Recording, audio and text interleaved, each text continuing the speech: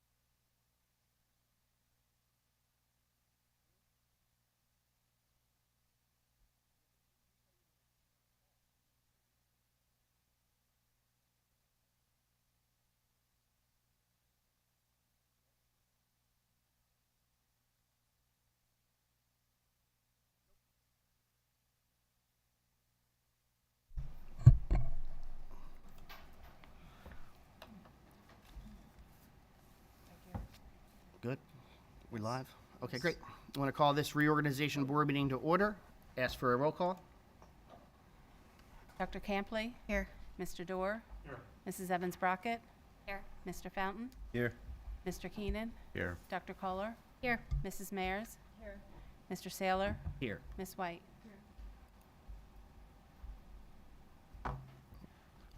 Please join me in the Pledge of Allegiance. I pledge allegiance to the flag of the United States of America and to the republic for which it stands, one nation, under God, indivisible, with liberty and justice for all. You're out of order. Thank you. You are out of order.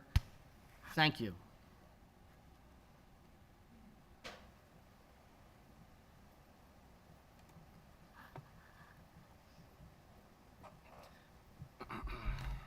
The purpose of the board meeting statement.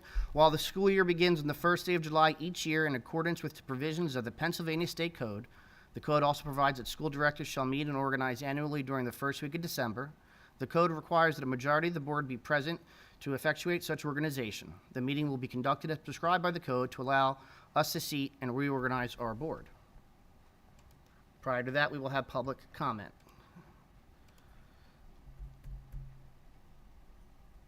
Since there's no one on here that I can call, I'll ask if anyone from the public would like to speak.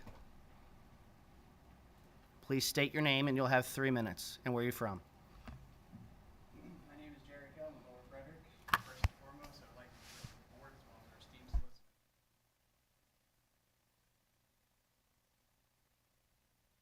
Part of that ruling, I will not overtly defame any specific individual. Nothing is being threatened or intended as violence in any way, shape, or form. Oh, excuse me. And lastly, I will not be using any obscenities, although that is in and of itself a subjective rabbit hole I do not wish to entertain at this meeting tonight. Now, I know that this is very disheartening to select members here who seem to enjoy silencing and shutting down non-approved speech, as they see it in their own eyes, that is. As such, I will be exercising my rights, as fought and paid for by many brave men and women, unlike the majority of this board, who do not only serve, but hold disdain for those in uniform, as well as law enforcement. Funny how you seem to have no issue with them the night that you attempted to arrest me. Yes, I was placed in cuffs in front of this very school 2 years ago for attempting to speak at a board meeting just like this tonight. I am here to address something near and dear to me, and I hope it is to the rest of the attending public as well, too. It is my understanding there is currently at least one board member who refuses as an elected official to say the pledge before each meeting. It is also my understanding that the former board member of the board also has never done so in their time as a member. The first thing I would like to say is A, you should absolutely be ashamed of yourself. Absolutely ashamed of yourself. And B, you're asking the public to represent them and you're not saying the pledge for the flag that unites us as a nation. How dare you? How dare you? With everything and everybody trying to rip everybody apart, it's what they see as the other side. This is where you lead and you try to lead and unite. You should be trying to do that, not divide further. Haven't you had enough of this division and political hatred? I'm asking the solicitor officially right now to investigate the legality of any of all votes by the member of this board not saying the pledge. On the surface, it seems like it doesn't adhere to the code, and any votes they have would be null and void. So, Mr. Subes, I'm asking you directly to address this within 48 hours of this meeting to research and find out if this is actually something that would make the votes null and void if they do not say the pledge. So far as I see it, they're not adhering to the code, and thus they would not have a vote on any sort of meeting for that. So I wish that starts tonight as far as any former previous votes as well, too. So I'm formally requesting that. Second part is this. Private First Class Christopher Dixon. Lance Corporal Christopher Lyons. Staff Sergeant Anthony Goodwin. Petty Officer Third Class Travis Youngblood. Sergeant Justin Hoffman. Staff Sergeant Kendall Ivy II. Lance Corporal Nicholas Bohm. Corporal Andre Williams. Lance Corporal Grant Frazier. Lance Corporal Aaron Reed. Lance Corporal Edward Schroeder. Lance Corporal William Whiteman. Lance Corporal Timothy Bell Jr. Lance Corporal Eric Bernholtz. Corporal Dustin Durga. Lance Corporal Nicholas Erdy. Lance Corporal Wesley Davids. Thank you very much. Sergeant David Wimberg. Thank you very much. Lance Corporal Michael Swenfens. Lance Thank you very Corporal much. Christopher Dyer. Mr. Garrett, Lance Mr. Corporal Garrett, Jonathan Grant. Sergeant David Kenneth Kruder. Sir, Lance time is up. Corporal Lorden Gretz. Those are the names of 23 members of my unit, Sir, your 3rd time is Battalion, 25th Marines Lima Company, that I was stationed with and served with, and not one of them made it home. Sir, your time is Not up. one of them made it home. How dare you stand up here as an elected official Sir, your and time not is say up. the pledge? Hey, talk to me! Your Anybody time who is does up! that should be ashamed. And anybody who wants to silence anybody saying the names of men who died in Iraq Stop! should be ashamed of themselves. Gail, you're Your time is disrupting the up. meeting. Don't direct it My towards time other is board not members. up. I am covered by I have not defamed anybody. I have not said anything of said minutes these. is up. Anything along those lines. Your I have minutes is up. all the amount of time that I need to be able to speak tonight due to the ruling of Marshall versus M. Musso. Would you like to call the sheriffs to try to arrest me for a second time? Sit down, you will be ejected from the meeting. I am continue to speak and finish up my thing. You are ejected from the meeting. Those men died, so you have the right not to say the pledge. That's the ironic part. Is I support your right to not say the pledge, Yes. but with any speech, you have consequences to said speech. And throwing your little protest temper tantrum, thinking you say in the world with your stupid signs, saying there's no right for here, belittling things, saying you stand as a person. On a last note, I hope that your children turn out better than the children of the last person who refused to say the pledge. Thank you for allowing me to speak. You should be ashamed of yourselves. Sir,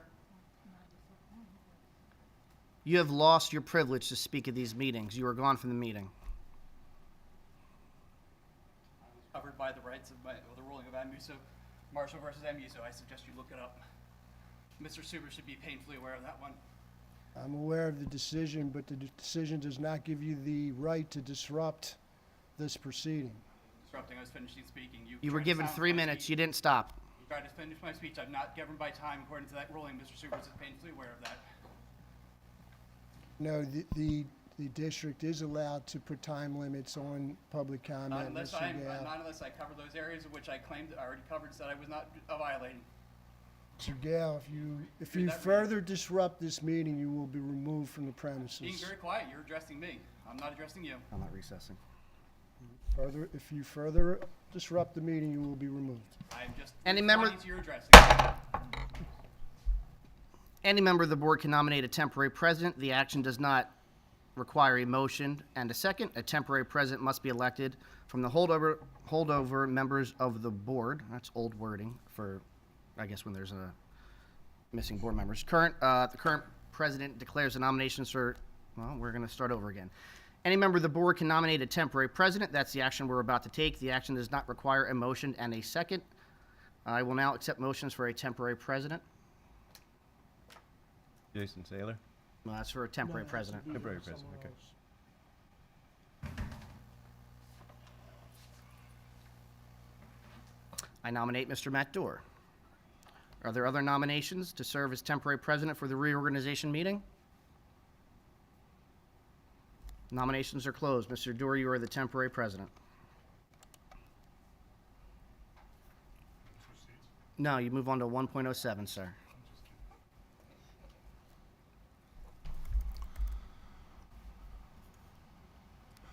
Election of presiding here. Temporary president requests nominations for president. Once all nominations are received, temporary president declares the nominations for presidents closed. Temporary president, I will accept nomination for board president to serve a term of 1 year. Nominate Rena Kolar. I nominate Jason Saylor. Any other nominations? Okay, nominations of the board are closed. The names of Rena Kolar and Jason Saylor have been properly nominated. Roll call vote. Board Secretary, can you do a roll call vote, please? Dr. Campley, Rena Kohler. Mr. Dorr, Jason Saylor? Mrs. Evans Brockett, Dr. Kolar. Mr. Fountain, Saylor. Mr. Keenan, Jason Saylor. Dr. Kohler, Dr. Kolar. Mrs. Mayers, Jason Saylor. Mr. Saylor, Mr. Saylor. Miss White. Dr. Kolar. 5 for Jason Saylor. I will accept nominations for the position of vice president for the board. I nominate Kim Mares. Kim Ayers has been nominated. Are there other nominations? I nominate Dr. Kolar. Dr. Kolar has been nominated. Are there any other nominations for the position of board vice president? Seeing none, nominations for board vice president are closed. The names of Dr. Rena Kolar and Kim Ayers have been properly nominated. I'll ask for a roll call vote, please. Dr. Campley, Dr. Kohler. Mr. Dorr, Mrs. Evans Brockett, Dr. Kolar. Mr. Fountain, Kim Mares. Mr. Keenan, Kim Mares. Dr. Kohler, Dr. Kolar. Mrs. Mayers, Kim Mayers. Mr. Saylor, Kim Ayers. Miss White. Dr. Kolar. 5 for Mrs. Mayers.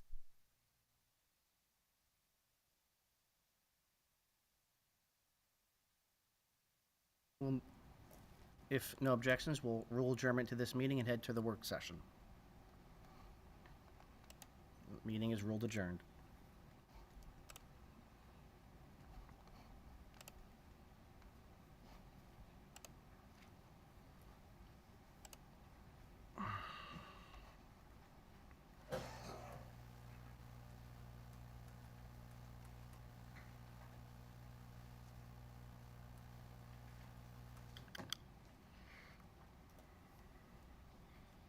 Going to call this work session to order. Roll call, please.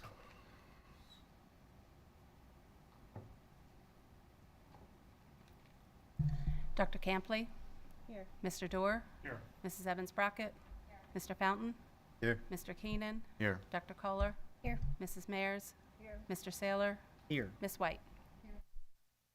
Since we just did the Pledge of Allegiance in the previous meeting, we'll skip that for now. We'll head on to 1.04, approval of the agenda. Looking for a motion to approve the agenda as presented. So moved. Is there a second? There's a second. Any discussions? Seeing none, all in favor signify by saying aye. Aye. Any opposed, nay? And the ayes have it. Comments on any topic from anyone?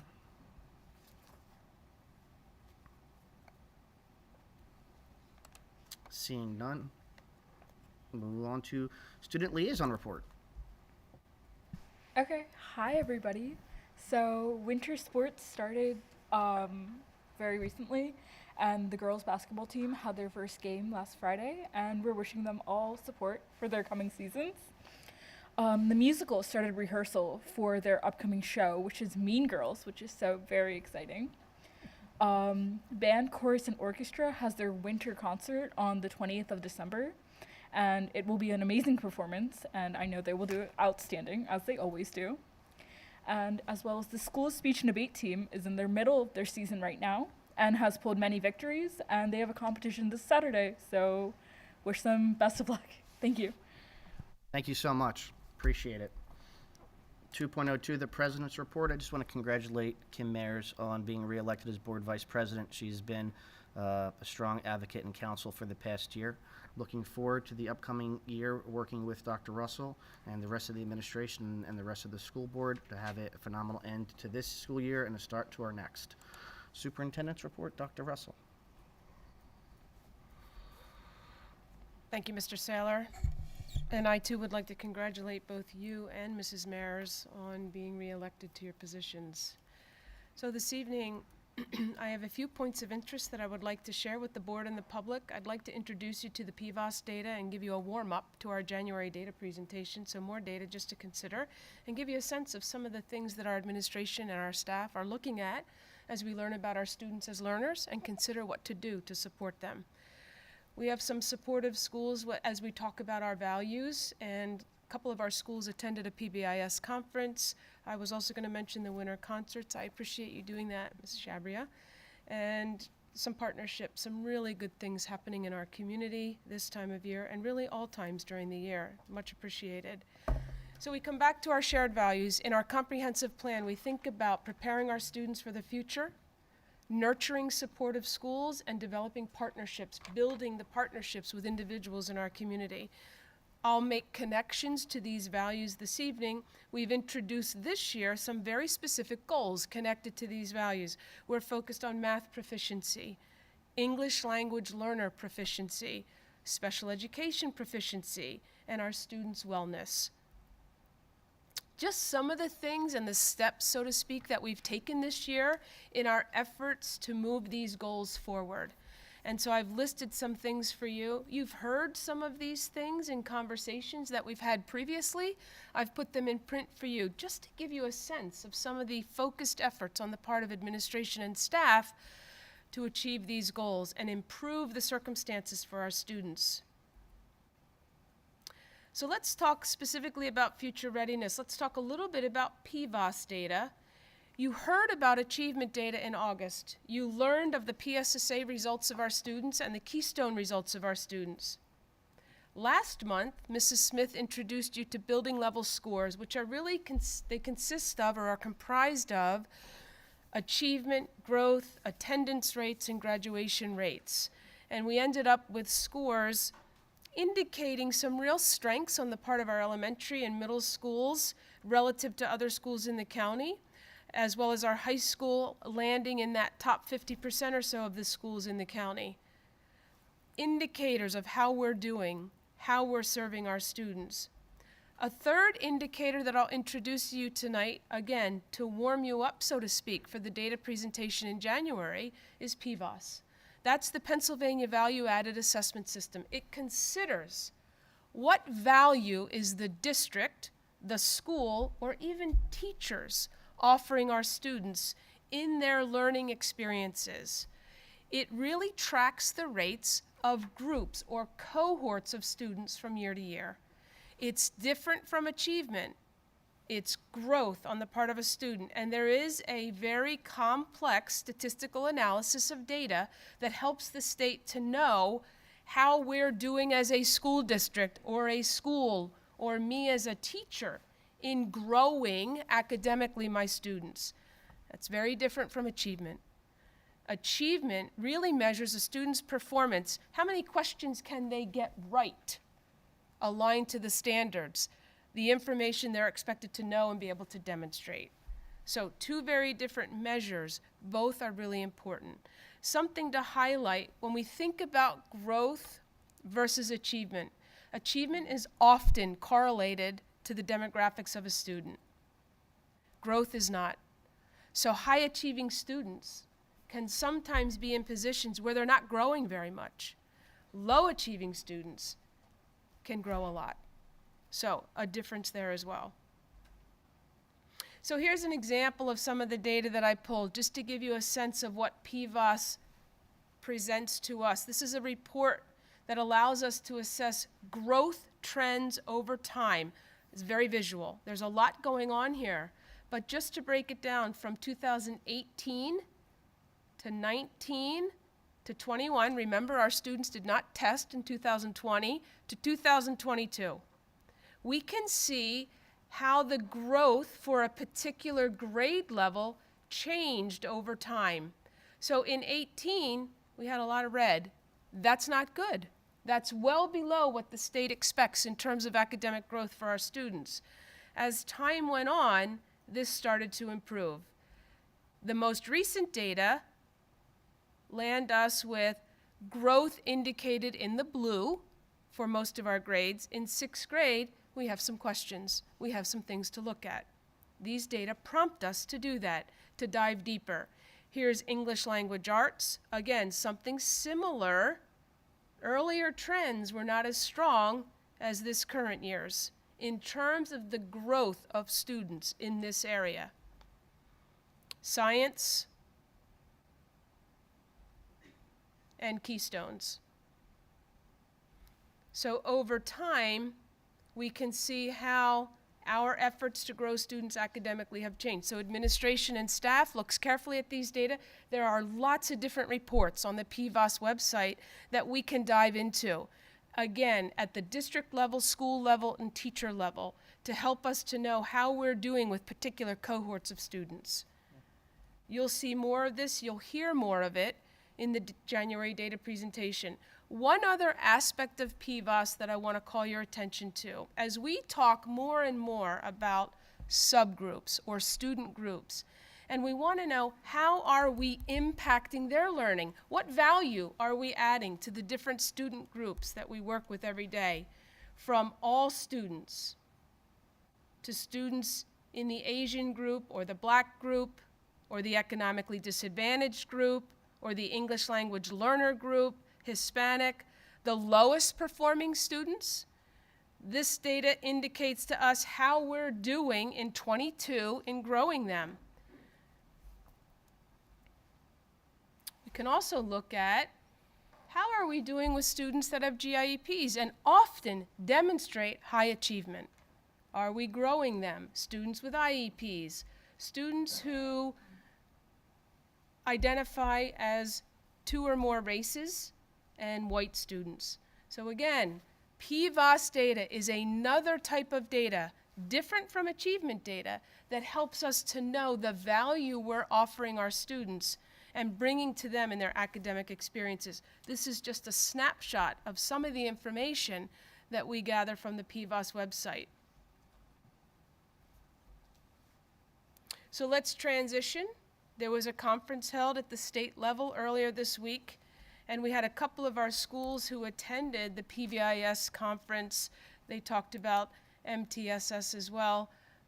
But again, the whole point is to nurture, to cultivate inclusive school communities and to nurture that positive school environment for our students. East was out there. We had some representatives from West and Schwenksville.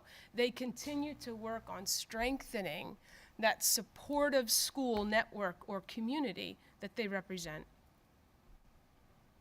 I would like to also call out our winter concerts. They are wonderful events no matter which ones you might choose to attend. And I agree with Ms. Shabria that the high school is just it's a moving experience. The choir, the orchestra, the band all perform, and it really is lovely. So if you have the time and the interest, I encourage you to attend any of these as they start actually this week. Partnerships, a shout out to some of the wonderful partnerships we have through our community, efforts on the part of individuals as part of our schools or our community to give back, to pay it forward to individuals in our community. I've mentioned some of the work of Ursinus College. You can see some of the other organizations around this picture, if you will. West's annual Stuff-A-Bus. They stuff a bus full of toys and gifts that can be given to students at the holidays or children. Skip Back had their annual pajama drive. PV Power Packs is ready to open up their holiday shop.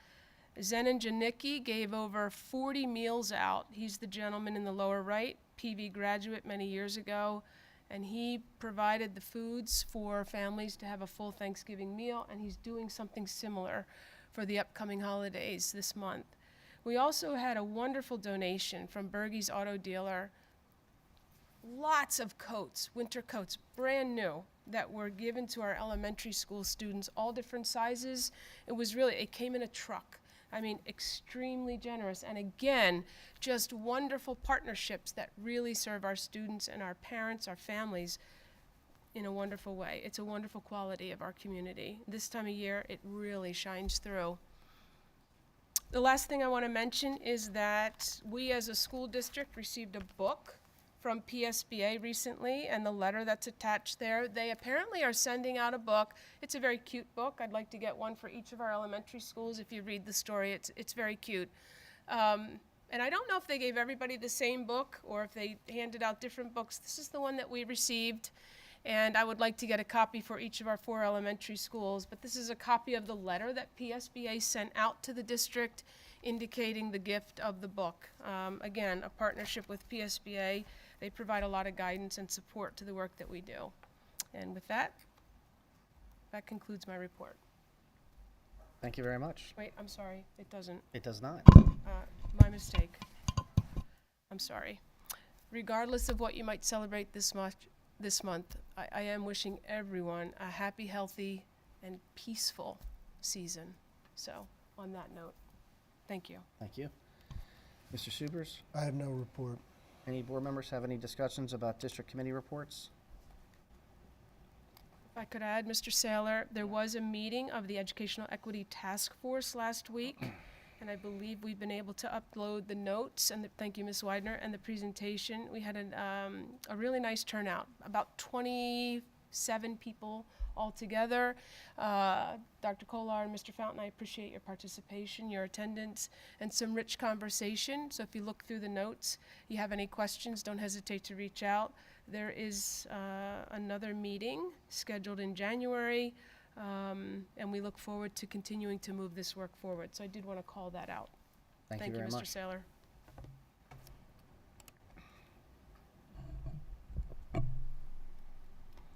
The consent agenda is as presented, and we'll now head over to Ms. Evans Brockett.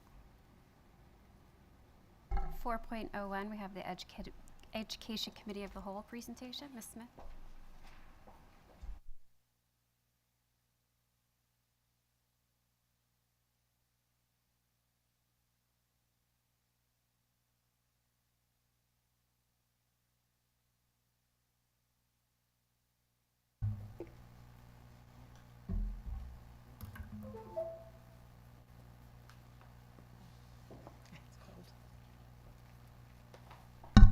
Good evening, everyone.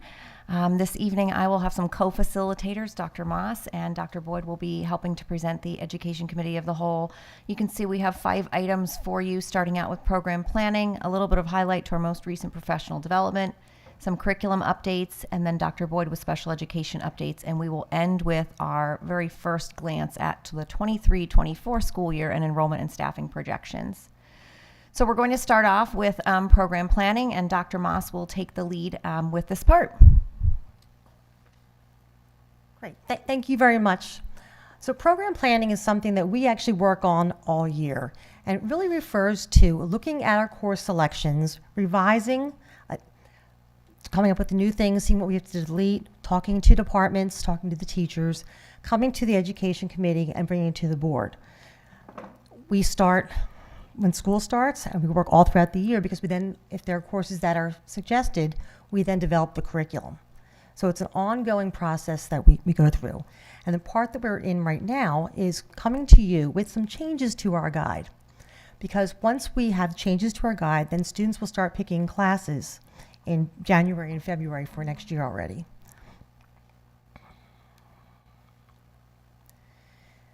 So the first topic I want to discuss with you all are some revisions being made to the guide proposals. We're looking at removing some courses. Our art exploration course hasn't rostered since we started the course. We hoped it would have rostered, but it hasn't really, so we're looking at removing this from the guide. But the bigger thing to look at for what we're looking to remove is we're looking to remove our academic level from the guide. Currently, our academic level for English and for social studies, we have about 2 sections for each grade level, about 40 students in each. And when I'm looking at the English classes, 75 to 85% of the students in those classes are they actually have an IEP. By removing those courses and just having one level, of course, we're going to call it the core level, we can then split the students up and have more natural proportions, so it's not basically a special education course. We can have the students all throughout and provide supports for the students. We did this in 2017 and 2018 school year in science with biology and earth science. And what we saw happen is we saw our Keystone scores have our highest scores in years in biology. We went up to 83% of the students being proficient that year and 81% the following year. Those were the highest scores we had had. And then since the pandemic, things have changed a little bit. But we saw some really encouraging data. And we also saw that the students had some really exciting news in class. They were excited to be in class. They had really good role models in class. And what we also found was with the academic level that we have now, with 2 sections, it's called a doubleton when we do schedules. The students are kind of locked into a schedule. They travel with the same students every day. They don't get a lot of flexibility because there's only 2 sections to pick from. Therefore, a lot of times they don't get the electives that they're requesting because it doesn't fit into their schedule. So by removing the academic level, it will actually provide more freedom for our students to get the classes they want. So we also did make a change in mathematics. We don't have the data back yet to see how it's going.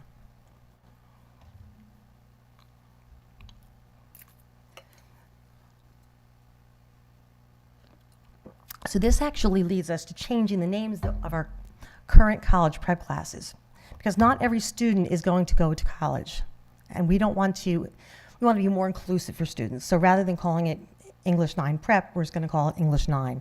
Rather than English 10 prep, English 10, etc. And in social studies, you can see there's American history prep, and that's going to US history too. That's something that we actually missed a couple of years ago. When they rewrote the curriculum guide has the American history course, which is the ninth grade course called US history. So we're just revising that here too. So rather than having the 4 levels, having the academic, prep, honors, and AP, we're going to have our core level, our honors level, and our advanced placement. So that's what we're proposing for those. We also have some proposed name changes for courses. Our art department has tried to modernize their course names. So rather than just calling a course clay, they're going to be calling it ceramics. Clay 2 would be ceramics 2. Graphic design, they're pretty self-explanatory. Art minor, survey of art. They're trying to make them more realistic to what's actually being taught. And in music class and choir, currently we have 2 levels. We have choir 1 and choir 2, but those courses are actually scheduled in the same period. So the students, it's really the same. So the choir teachers requested that we just call it concert choir, and you'll see something else that's an addition that will be an advanced class for students. So they can take it multiple times. Doesn't make any difference on the transcript. They can take it 4 years if they like.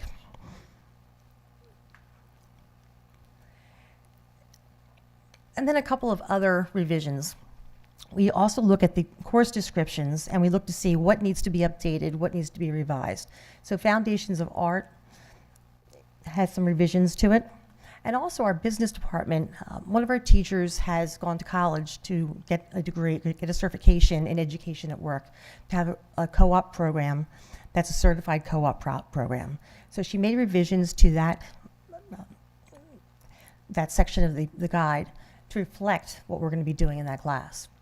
And Forensic Science and Music 101 also had some minor changes to it. Along with changing names, descriptions, prerequisites also sometimes change. So they're looking at actually removing some of the prerequisites for the art classes so that making it more inclusive for students. And then in the guide, which is a 90-page guide, there are descriptors for the subject areas. And there's a descriptor change for the art department. And then we get to new courses that our teachers are recommending. A lot of times these come from curriculum reviews, but a lot of times they come from seeing what we're missing and what students are telling us that they need. So they're proposing that we add a piano class, and this would be a 1-credit class open to students in grades 9 through 12, where they would use the piano lab, even music lab in the building, and they would learn how to play piano, they would learn some music theory, and it's also, there are computer programs associated with this, so it's actually computerized. And for students who complete AP Music, there's also a recommendation then to offer a class higher than that called Music Composition, which would take the students one step beyond what they were doing in AP Music. Going back to choir. Talked about choir going from choir 1 and choir 2 just to choir. So looking at then adding a select choir, which would be a audition-based group, and the number of students would depend on how many altos, sopranos, et cetera, that they need. And it would be a higher level, and they're going to do a higher repertoire of works. And then our math department is looking at adding AP pre-calculus. This is a new addition for the College Board, and this would enable more students to have access to AP or college level coursework while they're in high school. There's a lot of mathematical words up on that screen. But it's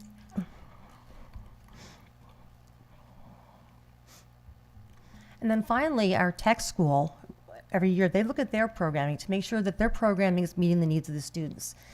They look to see, are the students getting jobs in the areas in which they're taking courses, and they make revisions. So this year, they are actually removing the horticulture cluster, and they're removing drafting and design. They found that many of the schools offer courses already similar to that, and that's kind of repetitious. And then looking then to do some other things in place of that. They are removing allied health, and they're changing the name of their biotechnology class to biomedical. Another change that's actually in the description is they're removing the requirement for students that are going for nursing to get a physical. And then for the clusters, they're adding 2 different areas. They're adding property management and renovation, and they're also adding social media marketing for students. So that'd be 2 new clusters for students to take. Because once again, they look at the jobs in the area and see what our students are getting jobs in, what the needs are, and they look at their programming. Are there any questions? I have a question. Yep. I don't know if it's more towards this, but it when I was reading through the agenda, it was one of the questions that popped through my head, so forgive me if it's not directly to you or towards the administration, but has previously the Perkiomen Valley, I think it was in 8th grade, taught a core civics class. It was just a year-long class. Has there been any conversation or any thought process of maybe returning that class to the district? Thank you, Mr. Saylor. So I actually did a little bit of investigation based upon some conversations, and at this time, we're not recommending a standalone civics course. We did look at the standards that are required for social studies, and there's actually 4 sets of standards required for social studies: civics, economics, geography, and history. And so we ensure that those are covered between K to 12 to varying different degrees. We are currently reviewing K to 5 social studies right now. Mrs. Folks is leading that, and we have learned learned that only first and third grades at the elementary level directly teach the civic standards. So we've identified that as a gap, one that we want to close. And our intention is to spiral, is the word that we now use in curriculum terms, to spiral through grades 1 through 5 and ensure that the civic standards are taught throughout each of those particular grades to varying different degrees and what is appropriate for the students. We do have a 7th grade Geo-Civics course, which covers several of the standards that are in the civics. We have U.S. History 1 and U.S. History 2 also cover them, and then Government and Economics. So between those 4 courses and what we're intending for the elementary, we feel that we cover them. But certainly if it's the will of the board that you want us to look into, you know, a standalone civics course or something of that nature, we'd be happy to talk with our social studies department and Mrs. Folks about that. When you mean, I'm sorry. It's an AP Gov course, right? Yeah. So Yes. that would be, did you Yes. say that? I'm sorry. I missed- I did not say that one specifically. But they cover a large do, yes. bulk of that and that content. Yes. What is the gap that you're talking about? I would have to ask Mrs. Folks. She said first grade teaches the qualities of citizenship and third grade introduces the government and its 3 branches, but that's the only piece in our elementary program that's currently covered that would be related to any of the civic standards. So we'd like to see that again be covered more and be expanded upon. Through K through 5? Yes. And when would that start? So we're currently reviewing right now. They are piloting materials this year. We will be bringing a curriculum to the board in May or June for approval and implementation along with a new resource for the 23-24 school year. And then our Geo-Civics U.S. History 1 and 2 were recently reviewed. Government and Econ is from a 2010 curriculum, so that one should be up to be reviewed shortly. And AP Gov is really driven by the College Board and what the curriculum that they dictate should be included in that. Thank you. Sure. Dr. Campley. So I just had some questions about some of the new music course options. I'm really excited to see some more additions. I know that a lot of times students need to get some private classes outside of the school day in order to get enough experience if they plan on going into music in college, so post-secondary, just because there's not as much opportunity. I guess my question then is, with the select choir, right now, they audition, they get into select choir, and it's after school. So I guess my concern would be if it's now a class instead of an after-school opportunity, how does that impact students? Because if they want to be in concert choir, most of these students do concert choir and select choir. So that would be 2 classes, and it wouldn't leave them a lot of room in their schedule to try and take other electives, such as if they wanted to do piano or AP music. So I was just curious how that would shuffle out, because I'm just picturing kids trying to do select and concert and then not having any room to do any of the other opportunities. That is a great question. I don't have that answer for you. I can certainly ask Mr. Mallitz and bring it back to administration to bring to you. Perfect, thank you. I think that's a great question too, and you would have, the timeline needs to be very purposeful, right? Because they sign up for classes in January and February, so they would have to try out for select so they know whether they're in or out and what their options would be going forward. Actually, that's a great point. And the other thing, typically right now, I think they try out in November. Like, it's not even the very beginning of the school year. Like, they don't start select choir that early. So the timeline would be another good thing to kind of hash out. Okay, thank you. So just to Dr. Campley's point, in my particular experience in public school, just as a point of reference, I don't know if this was the intention, which Dr. Moss will confirm, of course, but we actually, we had a competing band ensemble rather than a marching band, and there was actually a concert band and a wind ensemble, and the wind ensemble wasn't the more elite or more advanced group. And so there was actually auditions across the board, and then the elite group was positioned, and then everybody else was in the other group. So it was one or the other. And I don't know if that would be the same sort of scenario, like two separate. Like, in other words, the select could focus on, you know, more complex music and things like that. I think the curriculum would be probably a little bit different in the select group than the standard choir. But anyway, that wasn't my questions are, whether or not the music department programming that you discussed requires any additional staff, or was it discussed with the music department that these classes would be absorbed into the schedules? They would be absorbed into schedules. I did specifically ask that question. Okay. And they were able to handle it. Okay, so that's awesome. Yep. And then the second part is actually really about the ELA academic class removal. Can you talk a little bit about the impact that will be seen in the in the teaming and the classes overall?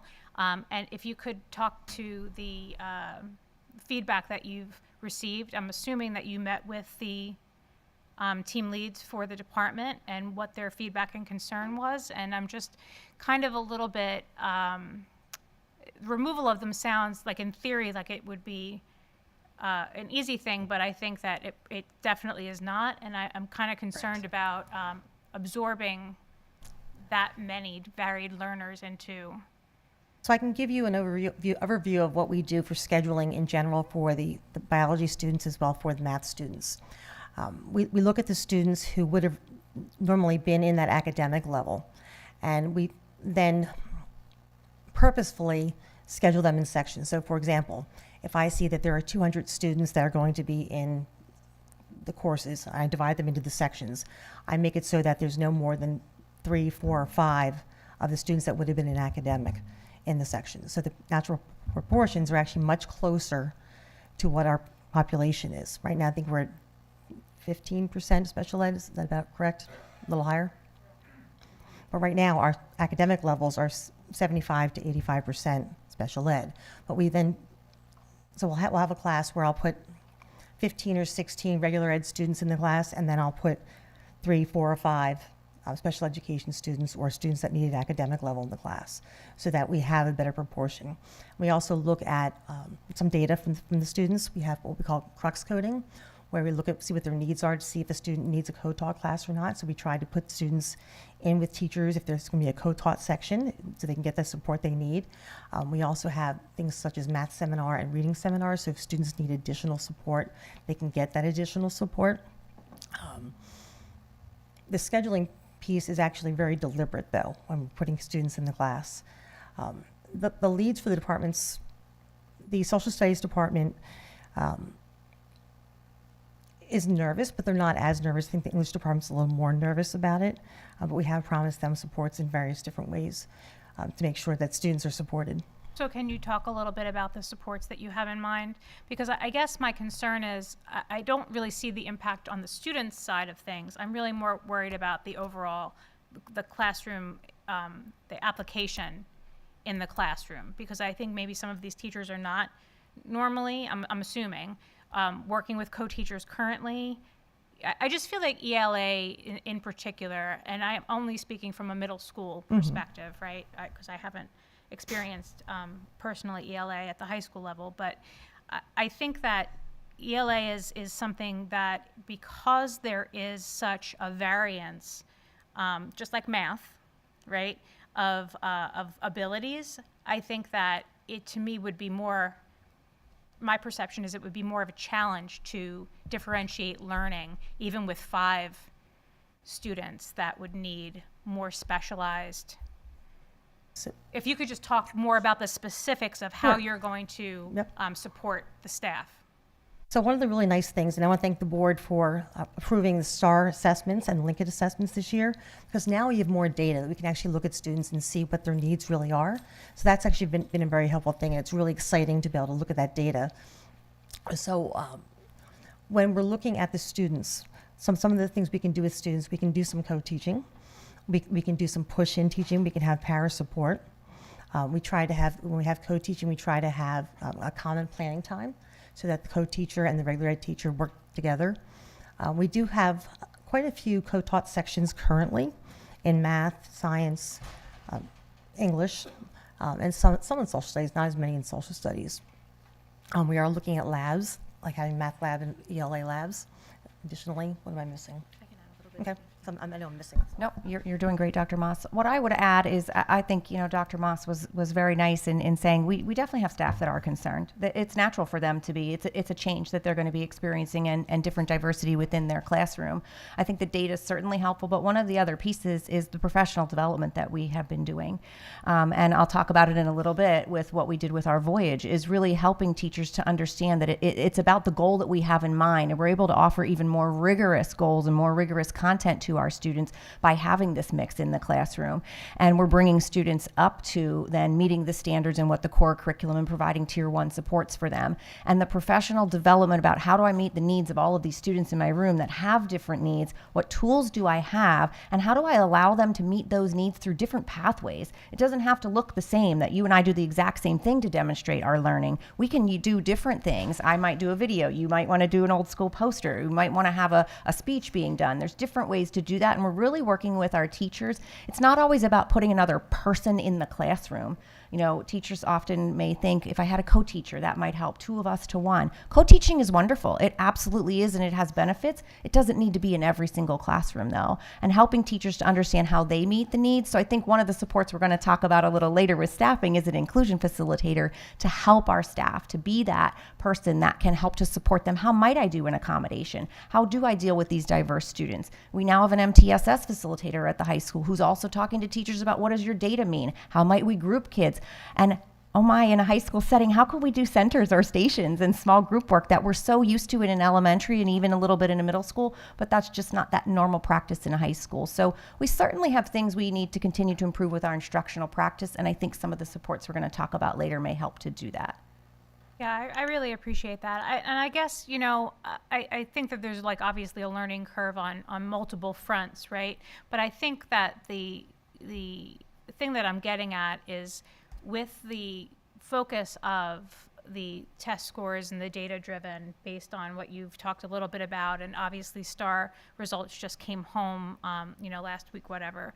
I think that my concern from a devil's advocate standpoint would be the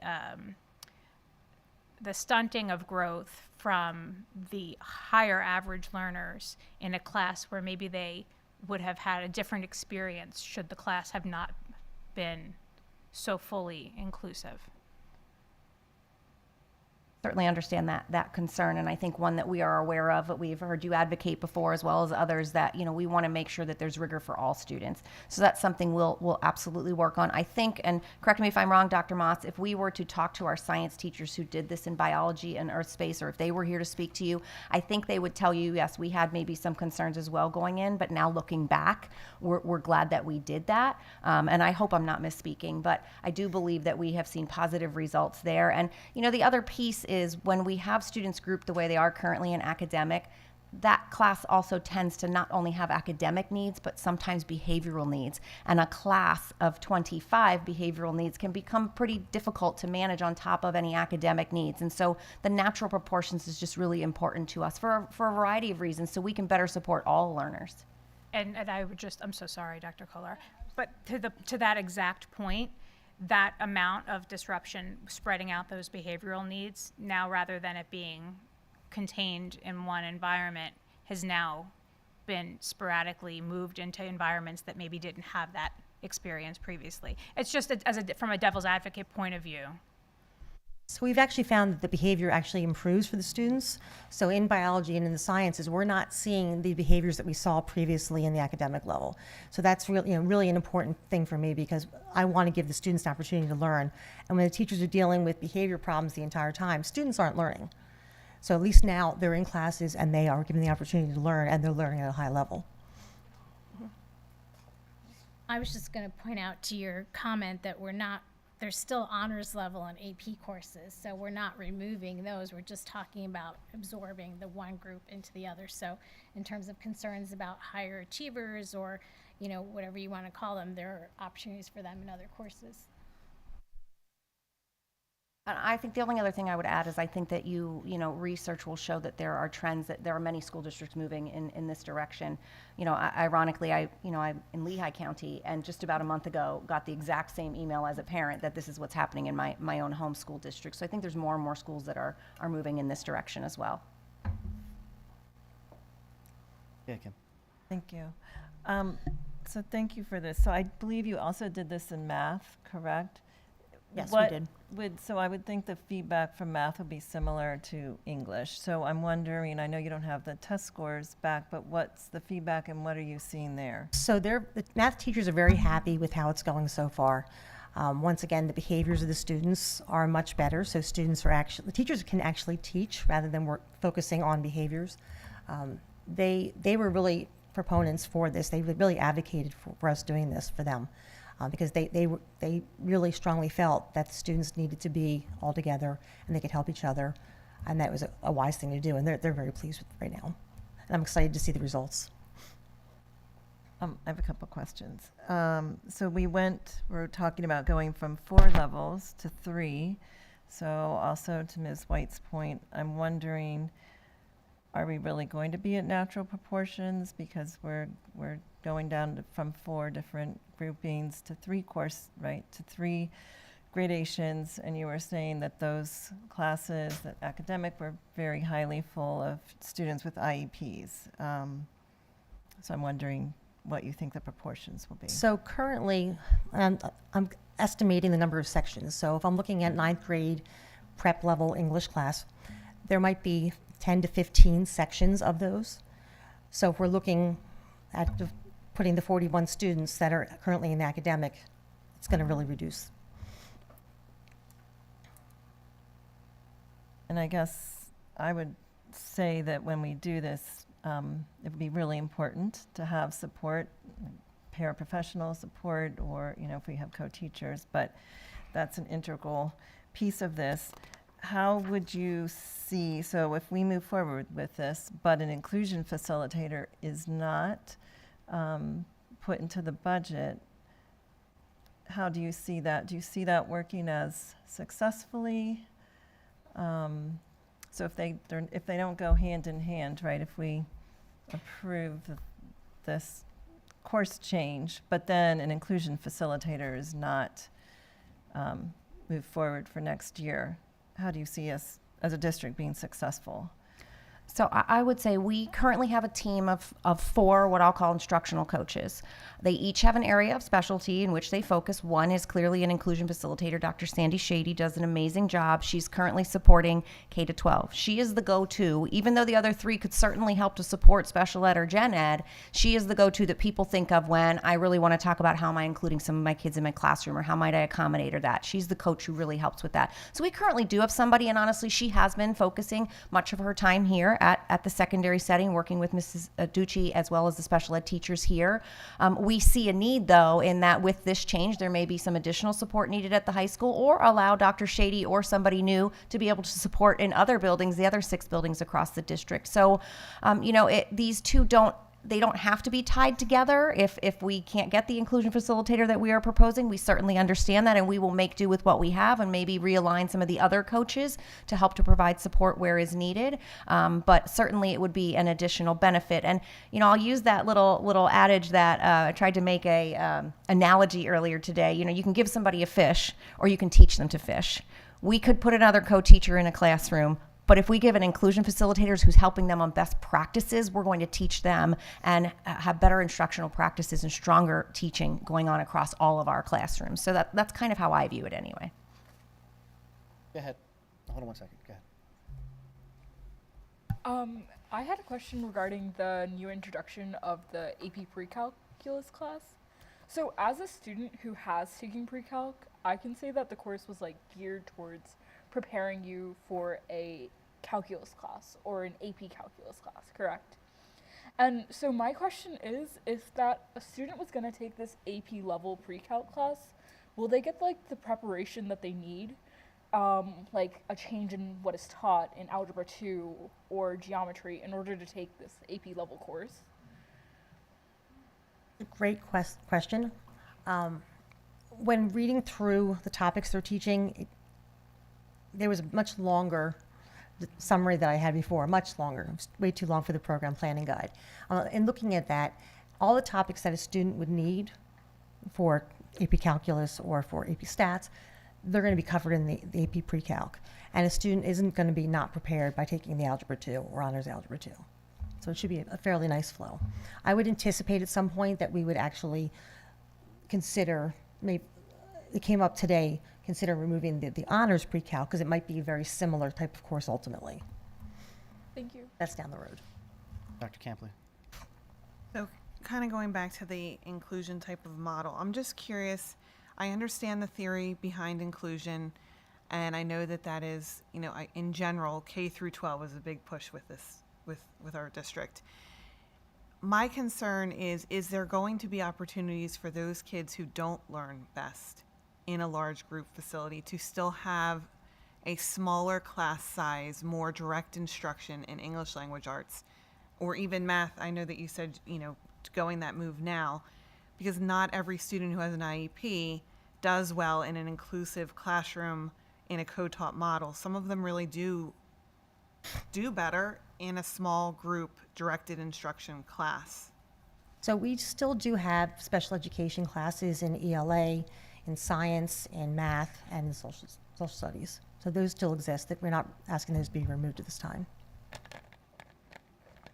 All I would add to that, Dr. Campley, is that the student's IEP really drives what the needs are. And we start out, you know, in that least restrictive environment. And then if they're not being successful there, we certainly layer in other supports.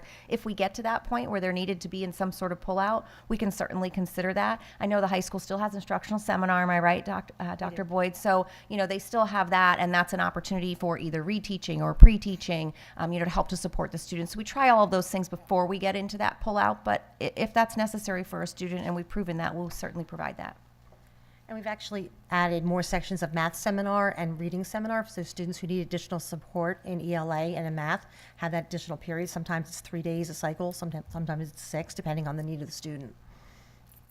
That kind of brings me back then to scheduling, because they lose time to go get that reteaching, where if they originally had a small class to begin with, you know, maybe 7 students in it, learning the same level math as everyone else, but in a more directed way, then that would open up their class, their schedule to take something else, instead of having to have math in this large group with 20-some students and then have to have seminar 3 times a week, and it fills their schedule. I just think it's something that needs to be considered, that there's opportunities, because some kids can handle the content of the math, but they can't handle that large group.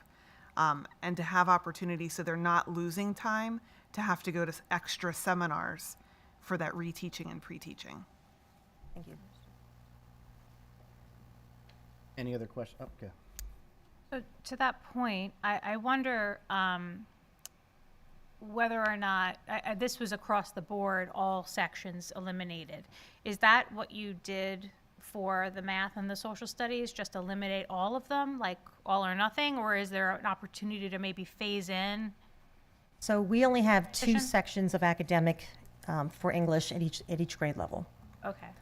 So there's it's not really much room to phase in or phase out. You by grade, or? Certainly, if the, I mean, if the I board just am wishes curious that. as to whether or not there are maybe targeted students that, to Dr. Campley's point. So I would say, I think certainly we can work very closely with Mrs. Aducci and Dr. Boyd to make sure that students are placed appropriately. I know we've talked about, you know, hand scheduling and making sure that special education students are scheduled first before other students are scheduled. So we can certainly look at all of that. And certainly if they would recommend to us that we still need this type of section, we can certainly consider that. I think, though, we believe moving in this direction is best for all of our students. Any questions from the public on, well, the public too? Any questions from the public on program planning? Yeah. We have one coming up. Sure, that way everyone can hear you. That's okay. So, sorry, I wasn't planning on speaking tonight, but You have to say your name and where you're from. my name is Heidi Brown, and I'm from Lower Frederick. Thank you. And I just have a little bit of an insight about this topic because I worked in special education at the high school, and I did instructional seminar for math. And I agree with Ms. White and actually Ms. Campy that it definitely needs to be looked into more, because these kids, they are sitting in the whole group and then they're coming back to instructional seminar, and it's really taking up a big chunk of their day. And they're really, it was quite a task to help them with their math and instructional seminar. So I'm just going from what I saw. And, a lot of times we didn't get a whole lot done in the class in the instructional seminar either because of behaviors. And I just think that, of the scheduling. So I just wanted to add that little. Thank you. Anyone else? I was just going to speak on a personal level. We actually, as a family, one of our students is experiencing Read 180, which is that targeted reading instruction. And so that takes care of that issue, with being in a large class and then going back. And it's fantastic that class is being offered. And our son absolutely loves it, which is shocking. That's great to hear, I Mrs. appreciate Mayer. that. But I did have one question for the education at work, the job site visitations. How are we going to ensure that there's the capability to get students off-site? Is that something, because I know transportation can be a little tricky. So for many of the students in the Education at Work program, one through the business department, the students will find their own transportation. That's what they currently do that now. We actually have the course currently, and they're going to work 2 periods a day or 1 period a day. We're just looking at strengthening the program and making it so that we're working with students and we're working on interviewing skills and we're actually having conversations rather than just saying, just go to work. You might be thinking similarly, and I know Dr. Boyd's going to present again later about a transition coordinator and the things we're trying. Education at work and what we're talking about in special education are very similar for 2 possibly different groups of kids. There may be overlap though. Somebody might be identified as special education and have their own transportation and be very capable of going out to a place. So we have started to talk, how might we be able to blend this together and really be able to benefit all students? Yeah, good question though. So before we move on from this, I just would like to remind the board of what the process is. So Dr. Moss and her team at the high school and the staff have been doing a lot of work from the start of the year till now. We present these things to you in an education committee. You have in board docs as well an actual summary document with track changes so you can see what the initial or what actually is in the program plan now and the changes that we are proposing. So we really just summarized for you in the presentation tonight. And then if the board should be ready, it is on as an action item for next week for you to approve the changes if you're ready to do that. If you feel like there's more questions, and certainly we will get some of these answers that we weren't able to answer tonight in the memo this week. But if you're not ready to, we can consider deferring till January. I know Dr. Moss prefers December because we are gearing up to get our students to put everything out and get it ready to start the 23-24. But certainly based upon your comfort, just let us know. Okay. All right. So moving beyond this then, I just wanted to briefly highlight for you every year on November, on the election day, when schools are closed for students, we have Act 80 Day, which is intended to be professional development. Just wanted to highlight it a little bit. I'm not going to play any of the videos for you, but there are 2 videos embedded in it that board you may have seen already, but the public, if they should want to click on them, they can. But we really tried to focus on providing quality professional development, as well as building a sense of community and belonging. And so we had our theme this year was We Are Vikings. Many of you around the table got our t-shirts.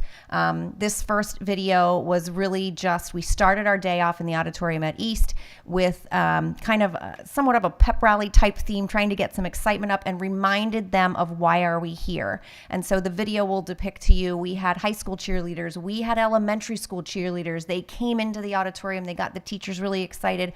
We had some of our, what do you call them out at the football field, the student section leaders, they came as well. So students gave up time on their day off and came to be part of being with our staff. And our staff so appreciated being able to see students. And again, a reminder of why we're here. We did do a social media campaign and got lots of pictures from across the community and put it together into a video.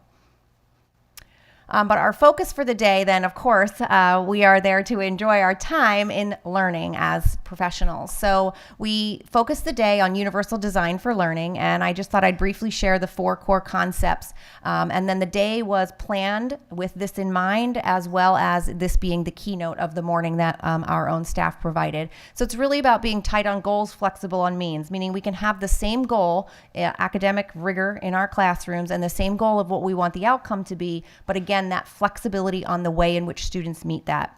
So there being some choice or some very purposefully crafted different ways that students can demonstrate their understanding. Context matters. What's essential for some is good for most. So oftentimes we spend a lot of time thinking about those students like an ELD learner or an IEP student or a gifted student. And we spend a lot of time thinking about how might I accommodate something for them or help them to demonstrate their learning. But the path that we create might be just as helpful and as rigorous for another student in the classroom. And really a key piece here is that variability is the norm. Our classroom should not be all the same or one size fits all. And we see in our society, one size fits all doesn't work. We can't all go and buy the same size t-shirt. It just doesn't fit. So we talk about that in our classrooms and what that looks like, and that variability is the norm, and our goal is to remove barriers, and our students are not the barriers. The barriers can be within our curriculum or within our classrooms, and we want to remove them so that our students can demonstrate their learning.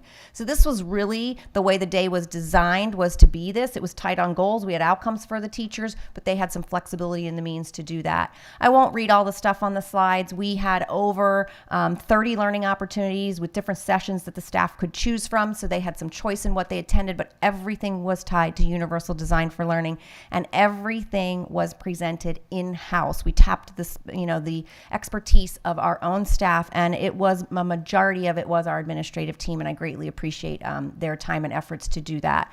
A huge thank you to students. All of the t-shirts were printed by PV Inc. and the students there in the upper left. You can see the students then on the far right are our students in our low incidence classrooms here at the high school. They folded every single t-shirt, they packed the orders, and then we delivered them to all of the schools. And then you can see our cheerleaders and our section leaders down there on the left. We had sponsors, so pulling off a day like this, it does cost some finances, but we had sponsors, we had prizes from some of these different places, and we had financial donations from some of these places for us to be able to purchase some food for the morning and just different things throughout the day. So a huge thank you to those in our community. And then part of our building a sense of belonging was we did go out to the stadium in the middle of the day, and we, just as our students can form the 23 for class of 23 or 25 years at East, our staff did it too, and it went off wonderfully with the help of the tech team and the drones, and so the video is there of us forming the PV. Our intention is to take a still shot of this and have it framed and put in every building in the offices. So it was a great day. Lots of positive feedback on here. A huge shout out to my team in the upper right corner there, and just the organization and logistics of the day. And then I just grabbed for you, we do a feedback survey from all of our staff, and you can take a peek at this at another point to see what some of the feedback from the staff was. But it's usually a very well received day. Any questions, comments on that day? Anything from the public? Okay. All right, so curriculum updates. There is an action item here, 4.03. Just as last month I shared with you the social studies pilots in grades 1 through 5, we are also at the point our current resource in grade 6 is expiring at the end of this year, our subscription. So we are piloting 2 teachers per middle school, and you can see here it's called Ancient Civilizations. That is the current curriculum by Houghton Mifflin Harcourt. So again, it is our responsibility to inform the board. We will do a review and then come back to you later in the spring if this is something we would be recommending for purchase. And then last month, I also talked to you about our requirements around Act 339 and college and career readiness, career education work standards. And we have some software in our secondary schools to help us collect that evidence and store it and to track it. We did not in the elementary. And so we have conducted a review of softwares that are age level appropriate in the elementary, specifically for grades 3 through 5. All 8 elementary school counselors were part of the review. You can see we have a rubric that was developed to be very specific to what we were looking for. We reviewed 4 resources, and the recommended one is Smart Futures, which is what you'll see on the board agenda this month, seeking your approval. It was rated the highest by all 8 of the counselors, and quite honestly, well outperformed the other 3. Some of the highlights were very much how kid-friendly and developmentally appropriate it was. It actually has lessons included in it, and they are customizable. It's aligned to standards. And then the kind of icing on the cake is that it actually will store the artifacts from the students and transfer the information easily to the state report, as well as if another school district in our area and some of them use it and students move to schools, it can transfer the artifacts as well, which is very difficult when a new student comes in 5th grade and now we have to catch up and get 6 pieces of artifacts quickly. It is an annual subscription. It is prorated for the remainder of the 22-23 school year, and it is funded via the software budget, as we had some things fall off of there, like the map assessments and some of the other things that we are not doing this year, and there are those funds available. So should the board approve it, we would then work on the integration with the SIS, which is synergy, some training, and then hope to start implementing in winter and spring with our students. Any questions on that? Okay, then I will turn it over to Dr. Boyd. Hi, good evening, everyone. I have 2 topics this evening to share with you. The first one has to do with transition services, again, which we've been talking about each month really since August. We're looking to expand our vocational experiences, which we've shared, and we've talked a great deal about a job coach, which the board so graciously approved last month. We're in the process now of applications, and we hope to be moving into the interview process for that, and then bringing to the board hopefully a candidate by January. So with that position, we anticipate that we will be able to expand the in-district opportunities for our students with working in the cafeteria, as well as focusing on the district mail run and being able to, again, expand experiences. This is a slide that you've seen before, and again, the job coach position has been created. We can secure transportation with STA in addition to vans that we already have access to in terms of moving forward with that district mail run. So those pieces will be underway, and we anticipate that to happen in the wintertime. The other piece that we've talked a little bit about is developing our own independent living program, which you'll hear more about that from Mr. Weaver with the Financial Committee of the Whole presentation under capital projects. That was posed last month as well with the renovations of the FCS space and turning that into the apartment program. With that being said, then to continue this work, we're going to be asking for a transition coordinator as part of the budget. And I have some more slides to give information to you about that. What that role would consist of, it would allow us to move forward with focusing on the independent living program, partnering that with vocational skill development. And what we're looking at, it's called the PAYS Lab, and it stands for Practical Assessment Exploration System. We saw this in another district. This is something that the MCIU does offer, and we currently have 1 student receiving PAYS Lab through the IU as part of that, really that work program. One of the pieces I will share is that the PAYS Lab for 1 student to participate all year is $22,500. The cost to purchase the resources and the materials of the actual PAYS Lab resource or curriculum is between $20,000 to $30,000. That is something that we could do over the summer into next year with IDEA monies. We can then support more than 1 student. We can open that up to however many students we have, and we can offer that in-house. So that would be a piece of the program that we would look to add on in addition to the independent living program.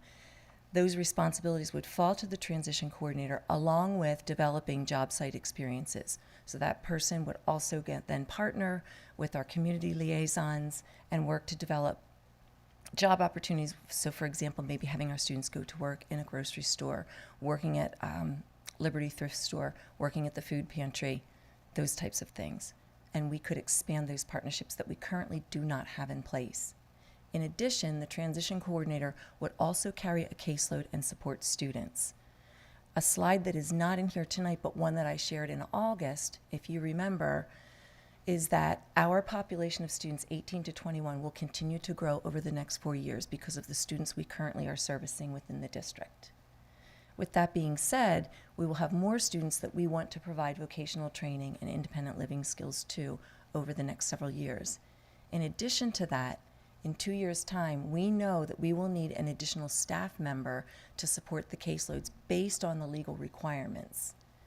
So the other piece to that would be, instead of just seeking another special education teacher to manage a caseload, which is typically what we look at. That is the primary reason that we come to the board and we're looking for special education teachers. We first look at those legal requirements and case size. And that's been the practice over the last few years, is really to make case sizes more manageable across the district. What we're looking to do is not just provide a case manager for students, but expand those services and those programs that we offer in district, and ultimately, as a result, recoup money that is currently going outside of the district to contracted services, because we're legally obligated and required to provide transition opportunities for our students. The cost benefit would be, we know that this is a multi-year implementation. And I do have the slide in here again where I show the 3 different school districts, and you'll see that in a few moments that those districts started this back at, let's say, 2018. Where they are today, it has taken them multiple years. Some districts have been in operation with their transition program for 7 years. We're starting at ground zero, so we know we have to build up to that. It is a multi-year implementation. There will be savings over time.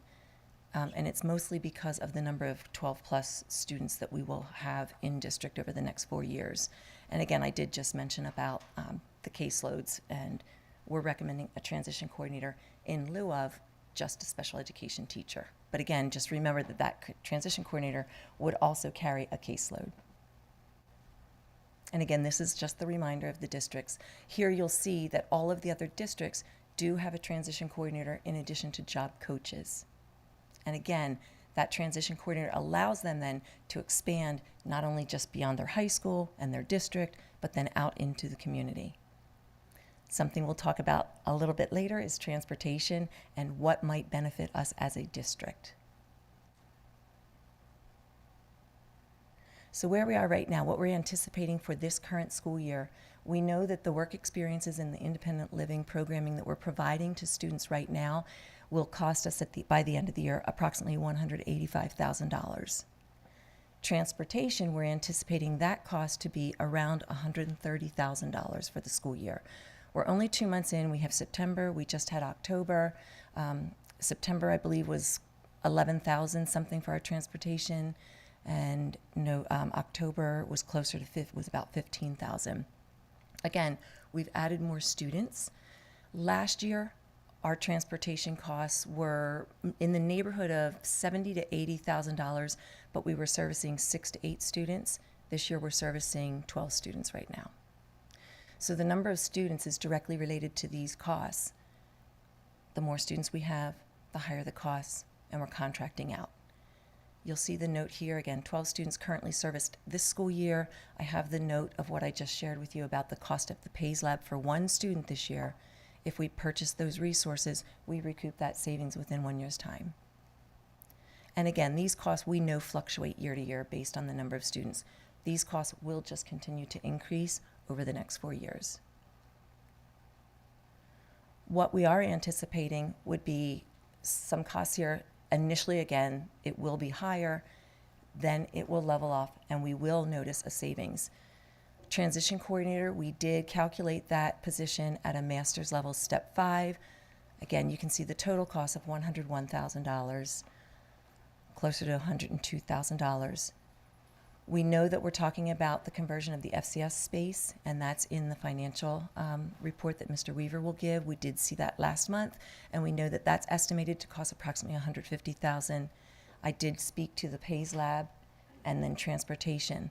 So what we're anticipating is that we will see that decrease even in the first year in transportation, but then we do want to come back and have the conversation of contracting transportation versus consideration of purchasing vans. If we have our own vans, again, initial out cost might be significant, but then we recoup that and we have the ability to transport students at our convenience through the course of the school day. So next year you could see with all of those things, the costs are probably higher than what we're spending for this year, but then as we move forward, those costs would begin to be reduced. That was a lot of information. So before I go to the next topic, are there any questions that you have for me about this information? Mrs. Mears. Thank you. I was just wondering, and this just came to my mind, but looking at the comparison of, on slide 37 of PV school district versus neighboring school districts, I'm wondering, how do we compare with inclusion facilitators also? Is that information that could be shared with us? We can certainly gather that. Yes, I don't have that readily available this Right. evening, but yes, I can certainly look just into that to see what other districts curious. have. Thank you. Mhm.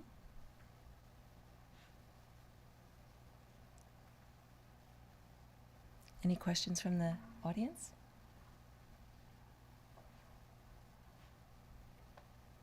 Okay, then I'll move on to the next topic. The next topic has to do with our related service review process, and this was conducted at the end of the school year last year in the spring, May and June, by the IU. We really wanted to look at the services we're providing specifically with occupational therapy and speech language pathologists. So that was conducted again at the end of the school year. The findings were reported to us late summer in the beginning of the school year, and then we developed an action plan. And the purpose of this was really to look at the efficiency of our program to see if we were able to accurately and appropriately service our students. And there were 4 essential questions that came to mind. First one was, do we have guidelines and procedures that really ensure that consistent delivery? The next was a look at the services at the secondary level to determine if they were appropriate. Identification to see if we were appropriately staffed, and then if we're also maximizing our staff's schedule in the most efficient manner. And what we found was really 4 areas that came out of this. We take a look at procedural guidelines, our instructional practices, the professional development that we're providing, and then last but not least, staffing. What we found is for our speech language pathologists, we do have a procedural manual in place. It needs to be tweaked and updated. Our occupational therapists over time, we've added several, so we now have 3. There was not consistency necessarily between their practices, and we had some, I'll say, random procedures here and there, but not a manual that's clear and articulate. So the recommendation out of that was, that's what we want to focus on. We really want to look at our screening process for how do we even bring students forward to consider looking at whether they need services or not, and then make sure that we have specific eligibility and dismissal criteria so that we're appropriately servicing students and then dismissing them when they've met those skill sets. The other was the instructional practices in terms of what can be transferred within and across classroom settings, what professional development is needed for not only our specialists, our therapists, but then also for our general staff as well. And then lastly, we needed to look at existing caseloads in our practices to determine if additional staff are needed. So what we did with this is we then created an action plan. We made 4 focus areas, we established goals, and then we outlined action plan steps that will be taken over the course of this year and next school year. And this is an example of one. So in that action plan, we broke it down for occupational therapists as well as our speech language pathologists. And this first one, for example, I would say is our most important and the one that we've started on immediately. And that is taking a look at those procedures that we have in place and then clarifying that, cleaning those up, and putting consistent practices in place. So for example, the first thing we wanted to look at was our occupational therapists. What's our screening process? That was the first thing we did in August and September. We established something, we've rolled that out, that step's completed. We now have a consistent process and a screening tool to be used across all of our buildings, regardless of which occupational therapist is doing that work. So this is what we can continue to, I can share out with the board our progress that we're making, but this was significant really in taking a look at what do we need to be doing for our students, how are we servicing them, and then how do we become more efficient with the work that we do.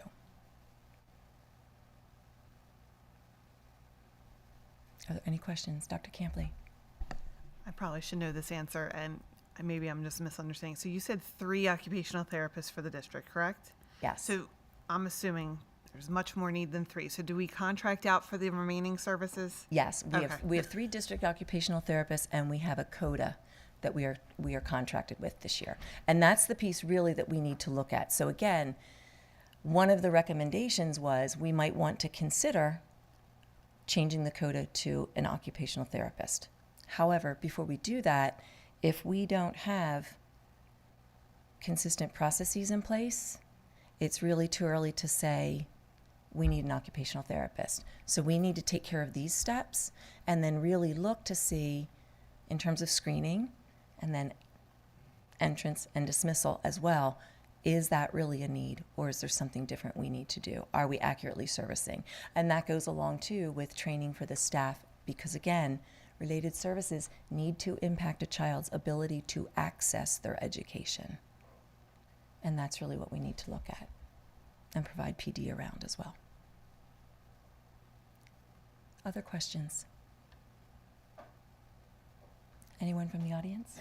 All right, thank you very much. Thank you, Dr. Boyd.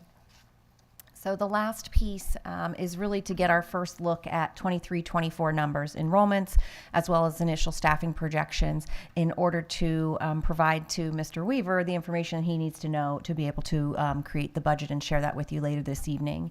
So next month, we'll actually show you the screenshots of what the actual enrollment projections look like rolled over. I've done those already, but preliminarily, we kind of look at that now, and then we will look at it again each month, and we'll bring back more specificity to you.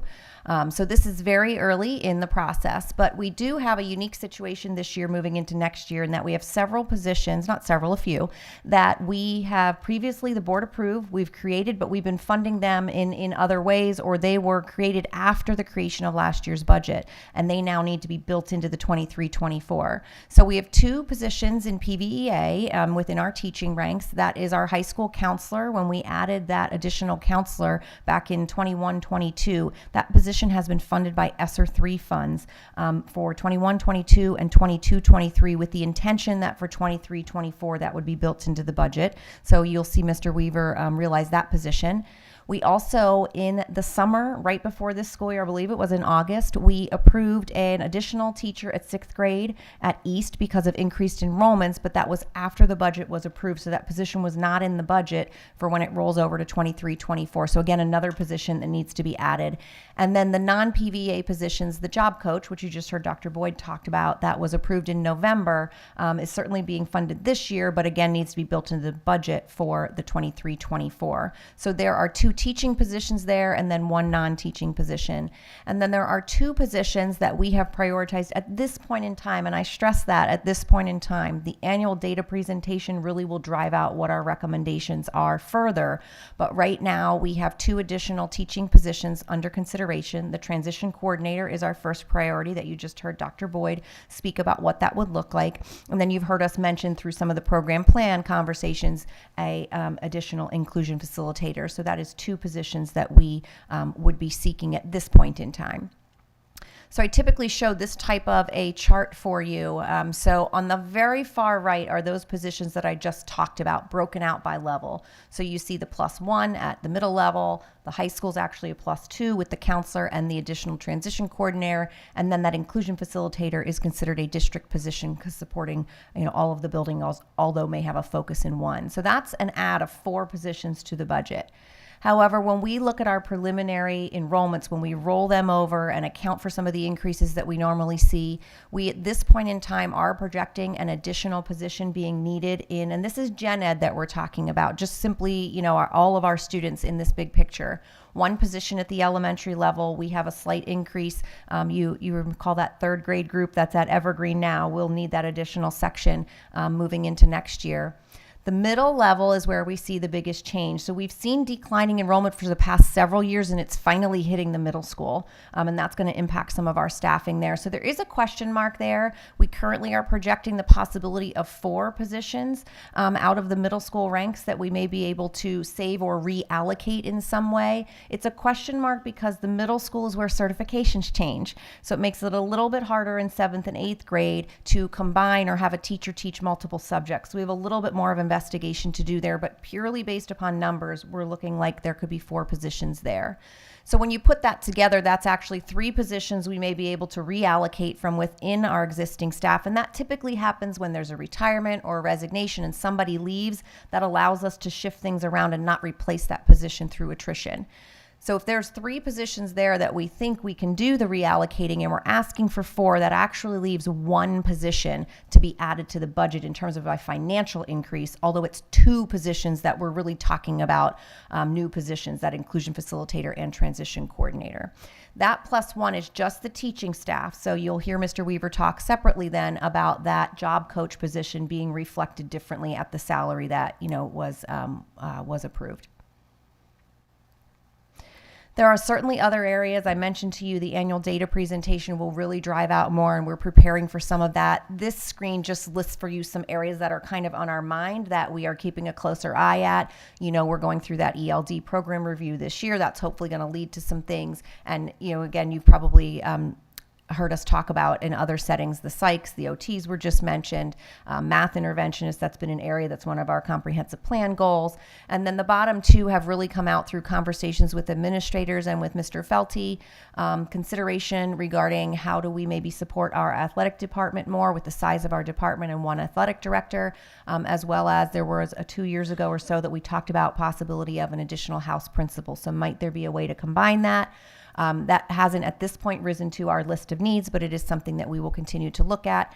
And Mr. Felty has also advocated for a strength and conditioning coach. So these here are just still under consideration. We'll let you know if they've made our list of cuts when we get through to the January data presentation. So any questions on that first look at staffing and enrollment? Anything from the audience?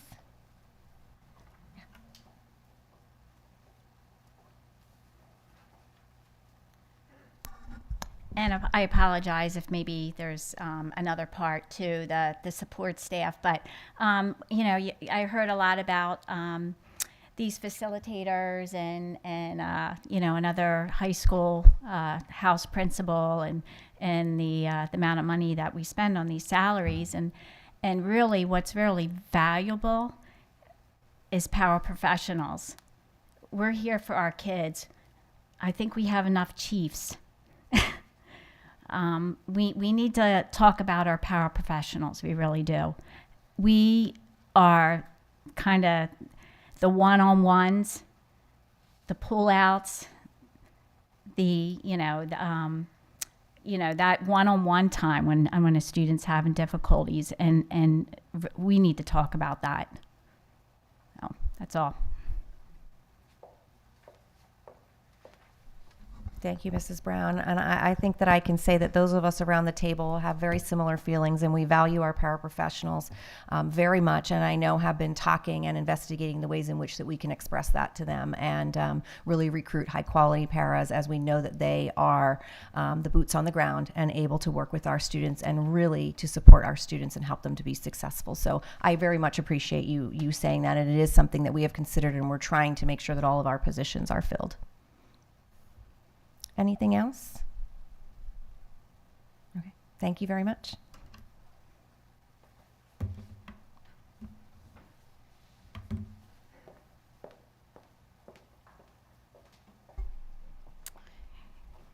Thank you, Mrs. Smith, Dr. Moss, and Dr. Boyd.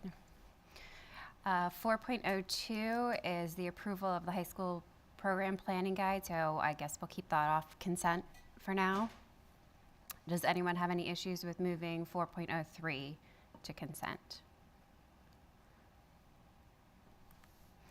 Okay, 4.04 is approval of after-school programs. Are there any questions?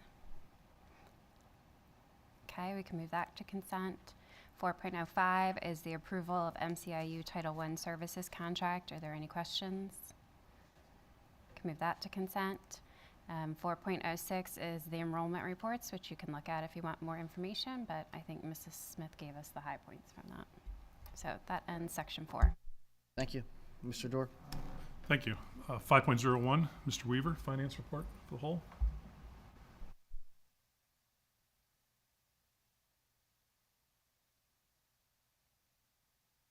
Okay, good evening, everybody.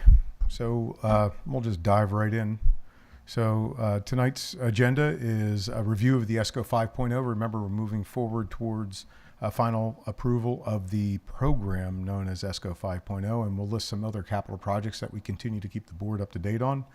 We do have a quick update tonight in regards to the 2023 new money bond financing associated with the ESCO 5.0, but for formal approval next week. 5-year budget projections, which is an annual process for us, and then the kickoff, the equal sign for our 23-24 budget process. So as a reminder, our ESCO 5.0 timeline has been listed. It is the same one, and you can see that we've been tracking for quite some time now. We are working towards the board award of the contract, which is CM3, which will be our Giza contractors.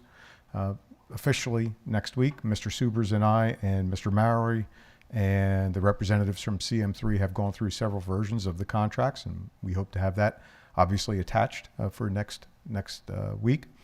And then we'll continue on the timeline until we kick off and actually get this program rolling. So what is the ESCO 5.0? As a reminder, this is a list that you've seen before. I'm not going to go through it in great detail. Total value of this program, $5.640 million. Any questions on that? Okay, again, the board has seen this quite some time. And then just a point of reference, we do have a tie-out notation there on where that ties into our master facility plan in case you desire some additional information on that. So we would recommend that the board approve moving forward with the ESCO 5.0 as presented, and that will correspond to a motion 5.02 next week. Any questions from the school board? Any questions from the community? Okay, thank you. All right, so just as a note here, we have other non-ESCO capital projects that we continue to track. We've refined these a little bit since the last time that we talked. Music room upgrades, FCS to transition room conversion. That gets into the conversation that Dr. Boyd had a couple of minutes ago. Concession stand and patio pavers, that's been a long-standing project that we've been working on, trying to bring that forward. The high school pump floor, skip-back sprinkler system, and the Keenan Stadium light control, Mr. Fabrizio has been working on, and we'd like to move forward with those. And again, we'll bring those forward for formal board approval when we get to that point in time. High school counseling center is a newer item. We have been working on that for a couple of months, but Mr. Fabrizio continues to work on the exact details of that. Tennis courts, pickleball conversion, that is back in the conversation piece. This is essentially looking at our tennis courts. We did have a quote for about $119,000 last year to refurbish the bank of 12 courts. We are looking at doing this again and also installing at the lower bank of 4 courts, pickleball courts on top of the tennis courts. Mr. Felty has been working with us to make sure that those pickleball lines are placed properly, but there is overflow when we have large JV teams that come in and utilize those courts. So they still do need to have tennis court lines on them. There was some discussion last year about that. That was pulled off, and now we're bringing it forward again. And then the high school competition gym floor refurb, which is which ties into an actual master athletic facility plan item, which will help to get our competition gym floor completely resurfaced, painted, all of that kind of stuff without some major renovation of the actual floor. We'll strip everything down to the wood, repaint it all, and all that kind of stuff. So that was added back in. All told, we are tracking about a little less than $1.3 million in these projects. Again, most of these you've seen before, and we'll bring them forward to you when we formally get this process to a point in time to share with the school board. Just wanted to keep that up to date. A couple of other items, the middle school west track, in discussing with Mr. Felty, hey, that we've got a limited amount of money. How do you want to work with this thing?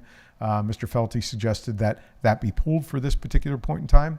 We'll keep that cooking on the back burner, so to speak. We'll continue to watch that over the next couple of months and years, and then re-enter into that conversation at some point in time in the future. And also the other major thing that we did pull was the grounds building, because we're rethinking our options in that how can we pair up the grounds building perhaps with something to do with the administration building, which is a much larger project, and what are our options associated with trying to attack multiple issues that we have with one building. So instead of pushing forward with something that doesn't really answer all of the questions, in administration, we decided to pull it back at this point in time and we'll revisit it. We do have a number of fingers out there looking at different options, and when they're ready, and we do have GKO, Mike O'Rourke from GKO working on 7 different options as part of that report that we've tasked him with in his company. We'll share that. We do have an update this week, I believe, with Mr. O'Rourke tomorrow, as a matter of fact, right, Joe? And so we'll have a little bit more information maybe we can share in the Friday letter, but we'll continue to track those options as well. Any questions on that list? Yes, I have a question. Oh, good. How much is the pavers looking to bring in revenue? So we are looking at re-engaging in that concept to have patio pavers be fundraised. We were looking at somewhere in the neighborhood of 30 to 50%, depending upon the patio paver, as profit, so to speak, to come back into the program.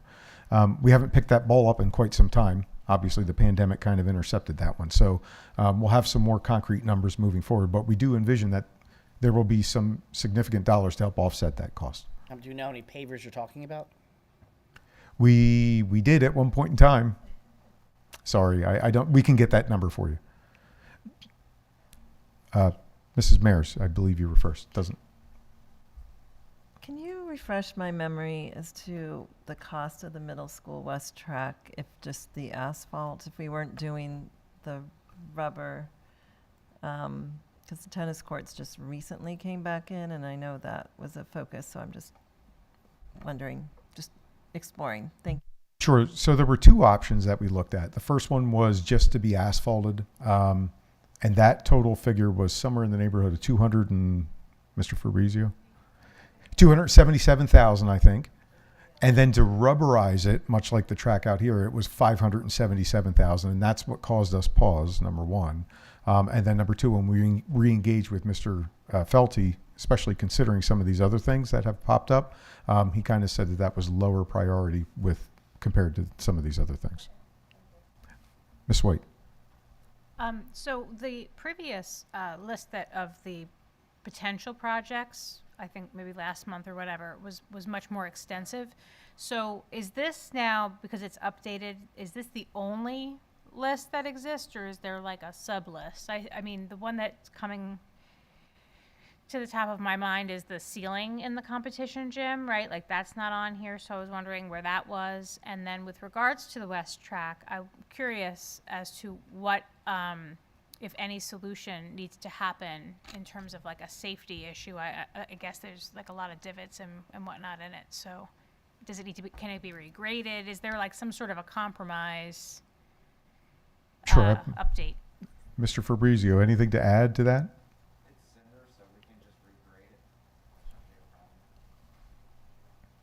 So that's part of it. Is that necessary? Like, in other words, if you're not going to do anything, there were safety issues, as I understood it, with regards to the condition of it. Is that true or false, or? It could not be.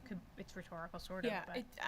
I don't think that we cited safety issues, but just a major, it's very different and difficult to run on, more difficult than, say, a smooth surface.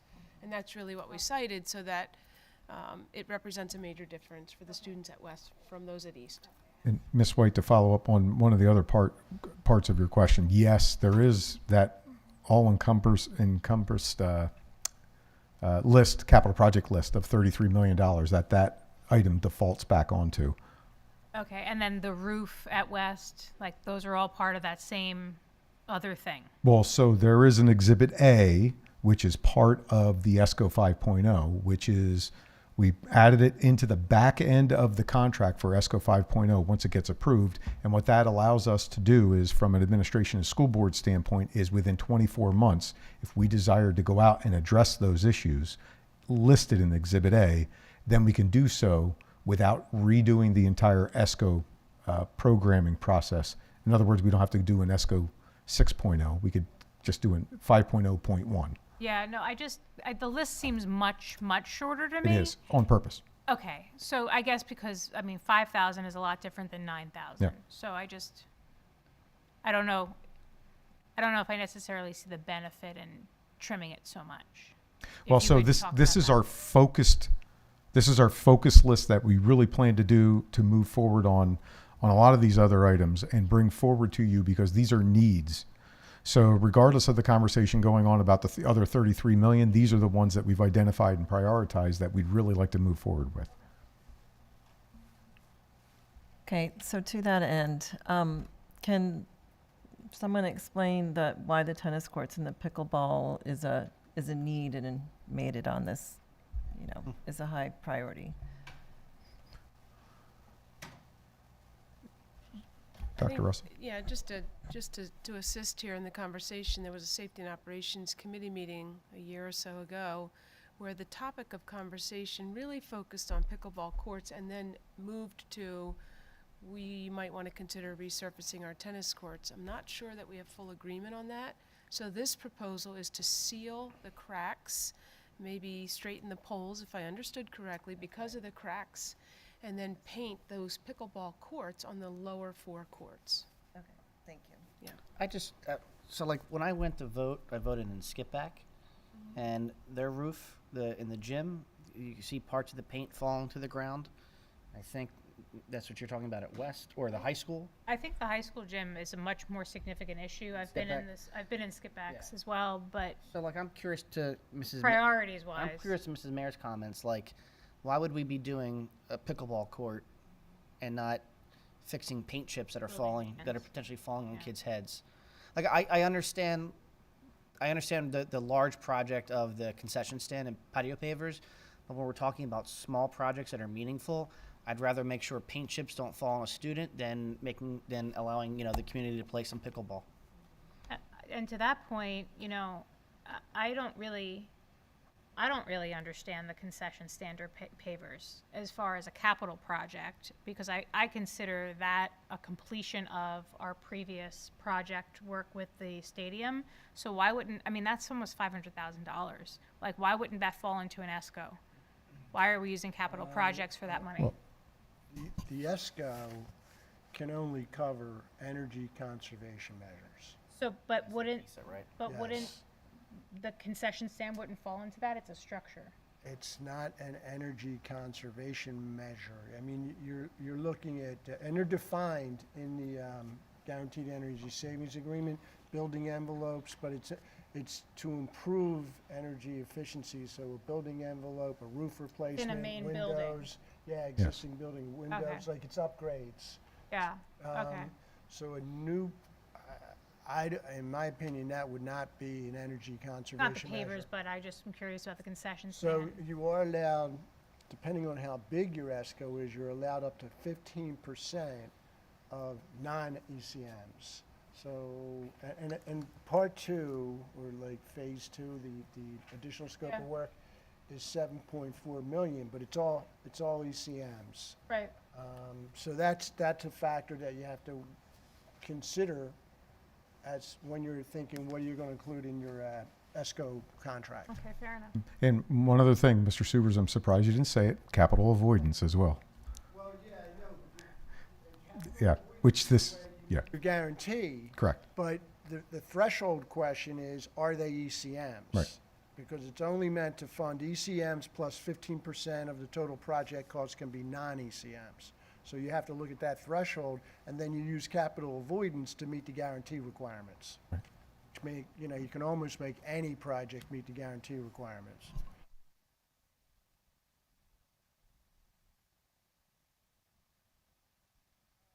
Something like that. Natural gas But I mean, that would be, if you had an existing building and you wanted to switch the lighting, improve the lighting, yes, that would be an Seriously? ECM. Wait, you could move the entire 475 by putting in $30 LEDs and I get it right? No, I would say a No, large no, portion okay. of that 475 is the pavers. I just think the pavers need to be their own. If the concession stand's a priority because we need to update it for use. Right. To There me, are- the pavers can stay gravel. That area can stay gravel until there's paver money. So, What's the breakdown? Do you know off the top of your head? 450? What's the concession stand? What's the paver? I don't have that. I can share that. Yeah, I can share that. Right. Really? They're not knocking down the No, we're moving a wall and adding some bathrooms in there and. That's a lot of money. Is there a safety issue with the concession stand?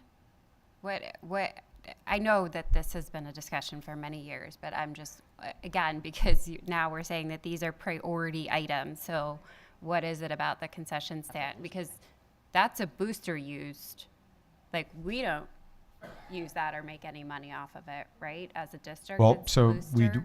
remember, we have a sponsorship This project. associated with a group of people that have donated money towards that from several years ago. Yeah, and I think part of that is it's just the way that it's set up is just not very conducive to proper passage. So in a way, it is kind of a safety issue because when you have lines all over the place and it's kind of, there are a lot of people there. So the idea would make it a little bit better, a little bit nicer, and have a space where you can go to the concession stand and then stand somewhere and not be in the pathway of the people passing through. So in a way, it's just to make a better flow of traffic. I can understand that, but I go to all of the football games, and I'll say that our concession area is one of the nicer ones of the ones that we travel to. So again, $475 for that is not. Well, again, $475,000 is not a priority. That's an for estimate. me. That's an estimate. So once we get the bids out in the street, we'll be able to see. Can we break this out to concession stand and then patio pavers? Because if you're not making 40% on your patio pavers, then it's probably not worth the investment you're going to put in. Because a patio paver project is gonna take you at least 5 years to probably break even, and then you want to make profit. So if you're going to spend, let's reduce what you said. Let's say it's $200,000 for patio pavers. If you're going to put out $200,000 today, and it's going to take you 3 or 4 years to recoup $200,000, and then you might only make $50,000 on top of that, it's probably not worth the project. But if you're going to say we can build patio pavers for $200,000, and over 10 years we'll bring in $600,000, that's a good investment because the school district's going to make money. But it sounds like we don't know how many pavers are going to be put in, what the paver's going to cost, and what the profit's going to be. But it's not just pavers, correct? I mean, we were talking about seating and picnic tables, I mean, that right there could be over $100,000. So I think outdoor. No, there's a lot of speculation going on. I think I'd really like Mr. Weaver and I to go back. We had somebody come out and give us an estimate for pavers.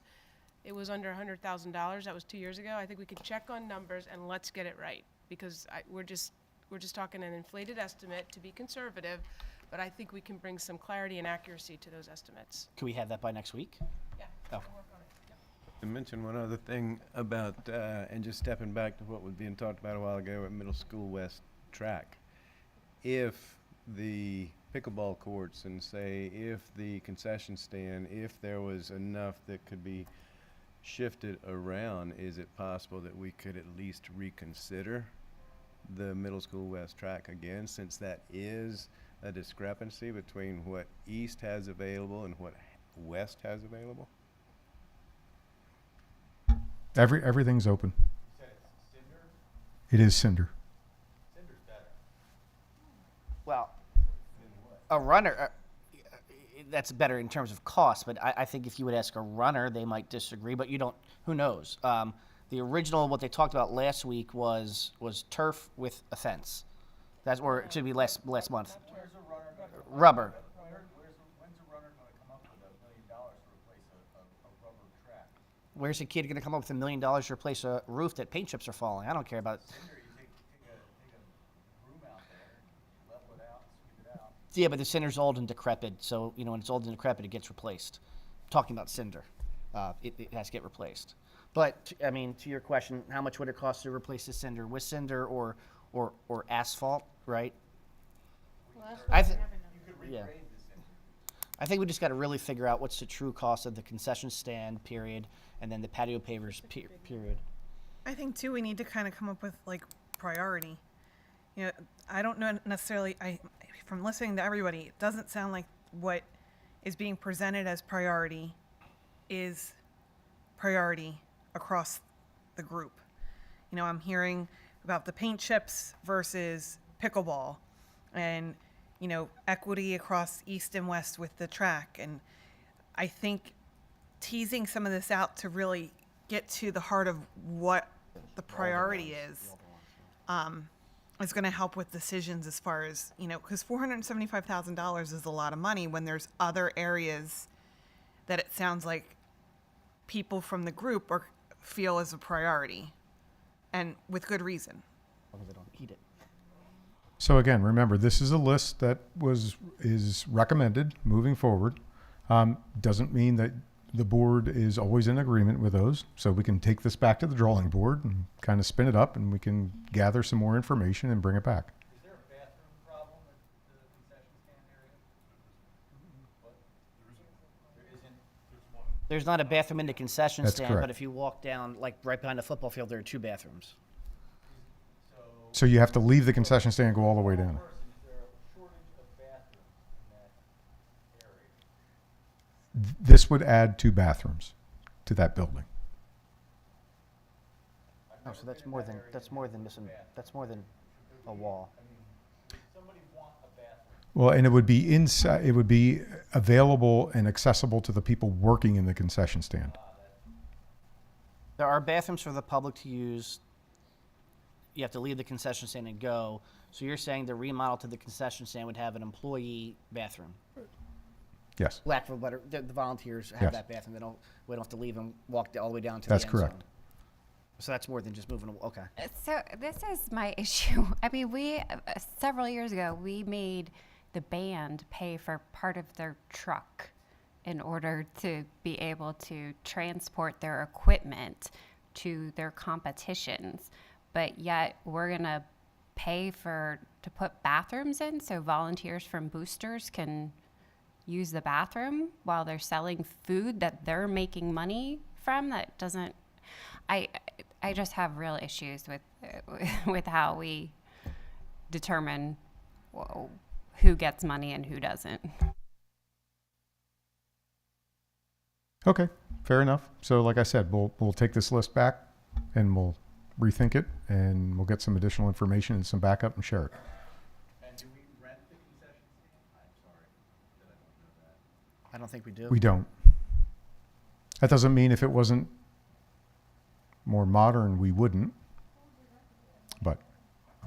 But essentially, at the current time, the concession stand is a stand that is used by the boosters to sell food. Back to the kids, right? All of the profits go to the boosters. Back to the kids. So I mean, I'm hearing what Mrs. Evans Brockett is saying. If we're making the band pay for part of their truck, which I was not aware of because I wasn't here back then, and then we're not going to make the boosters have to pay any part of, or like I'm not seeing equitable use of funds to support programming. That really raises a red flag for me. Well, but the booster money does go back towards the individual sports or whatever it's raised. But the kids with the band, they're going to competitions. It's a What yeah. booster? What booster? So the football boosters have a concession. I'm going to break everything down. Cheerleaders. It's Yeah, the cheerleaders. the cheerleaders have a concession stand at the football field. That when the school runs a very popular event, they have access to the concession stand. They buy their own food. They cook the food. They sell the food, and they make the profit. That money goes back to the cheerleaders or whatever they use to use that booster money to. That's done. The band was charged. Sarah, I apologize, Miss Evans Brockett. The band was charged. Yeah. They get charged to transform equipment to and from. Well, no, it was So purchased, we- right? We purchased Yeah. it. We split it. With the school district. Mhm. Got it. Okay. But just from Well, a, hold on. Go ahead, sorry. The basketball team and baseball team, do they get access to the concession stand, or is it just the football team? So the only people that don't have access to a concession stand would be the arts program? Would that be right? Baseball has a concession. They do. They have access to it. I do know that. But so it sounds like the arts program doesn't have access to a way to fund money for their booster selling food like the other programs do. That's the discrepancy? No. No? No, No. I don't, that's not accurate. Well, the band used to run the concession stand Yeah, they years did. ago, but that's That's also right. irrelevant. But to Mrs. Evans Brockett's point about the truck, that was a different, like, if that was brought to this board, I think we would approve a truck and just pay for it. You know what I'm saying? Like, I don't know that we would necessarily be in a position to charge the boosters anything right now in this thing. But I do remember the band having to fund it. And so, as I understand it, the band is in charge and they collect money from homecoming. So everybody does their thing where Everybody has that's a their- revenue stream. Got it, okay. But the point being is like. Seems like the who would we allotment's rent- unfair. It is unfair, I think. Well, but everybody, does different types of. Sure. And everybody has different fees associated with the activities that they do too. It's not about nickel and diming the activities. It's about to me, it's about the priority of the allocation of capital funds. I think that's really more of the Yeah. of the So- conversation, because of the fact that there should be some buy-in with the groups that will benefit the most out of certain things on this list, because those things are not, like, capital projects to me should be building improvement projects, and I don't consider, I guess it's subjective, but I don't consider that one of The them. pavers or just the whole thing? Both. Okay. For the amount of time that it's used and the number of people that actually benefit from the use of it, it serves the purpose that it is, but it's not a building that's in contact with our students day to day.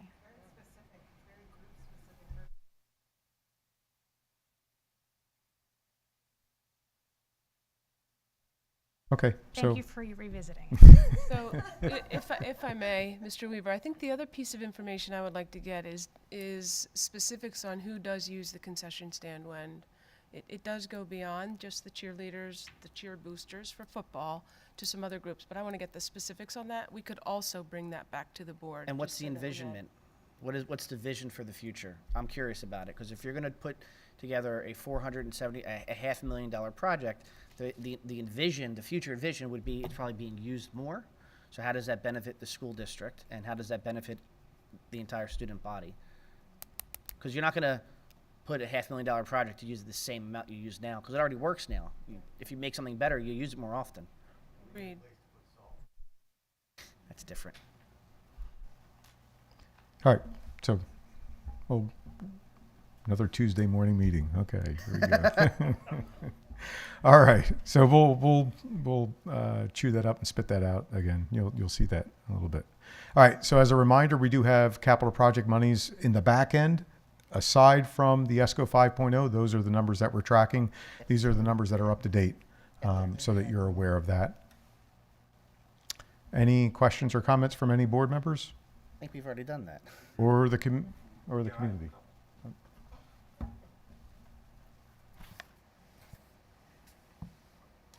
Brian Davis is my name, and I'm from Norristown. So anyway, but I do come here for the football games, and it's totally ridiculous that you have to walk as far as you have to walk for the bathroom. And maybe you should think about the parents of the students that have to go to the games, who pay school taxes, to be able to have a facility that's modern. You can talk about money all you want to, but you got to use the humanistic side for the students, the parents, the kids. It's I don't want to say it's a disgrace, because the bathroom's very clean, but when you come into here, you got to walk all the way up there. That's an issue. So maybe take into consideration the parents, the older folks that have to use the bathroom, and not worry so much about the money and making profit, and worry about your students and your community, the visitors that come. They have to use the bathroom. If you have a cane and you got to walk, or a wheelchair all the way to that bathroom, what's the price of that? Appreciate that. Thank you. Getting back to that, so that concession stand bathroom, though, would not be for the public. It would just be for the people working the concession stand. We'll probably mail. Mr. Fabrizio, I believe it has two. Yeah. Yeah. So, I mean, if you are doing large events, there are companies like, so for my little league, when we do large events, we put porta potties at every field for the day and then just have them removed. There are things you could do for an event that only happens 13, 14 times a year, rather than constructing, $1 million The bathroom. But to his point, the bathroom that we're talking about wouldn't be for the public, correct? It would just, yeah. So we're building a bathroom for 10 volunteers, which is different than building a bathroom for the general usage of the fans. No. Again, it's in design phase. I guess we could take a look at that. Yeah. Yeah. Or be outdoor rooms rather than getting in the concession stand to the bathroom. Okay. So, as a topic of conversation associated with the ESCO 5.0, we have pared down the funds needed associated with that to a $6 million bond issue. The actual ESCO 5.0 is $5.64 million. Jamie Doyle will be here next week to talk about the fact that this actually, and she reminded Amy and I to remind the school board that this actually helps to provide flexibility when she goes to settle the bonds. Gives a little bit of flexibility to help get the best rate associated with those bond issues that we're going to issue. And also, we do know that we do have the other projects that we've been talking about as well, so that might be able to fit in there.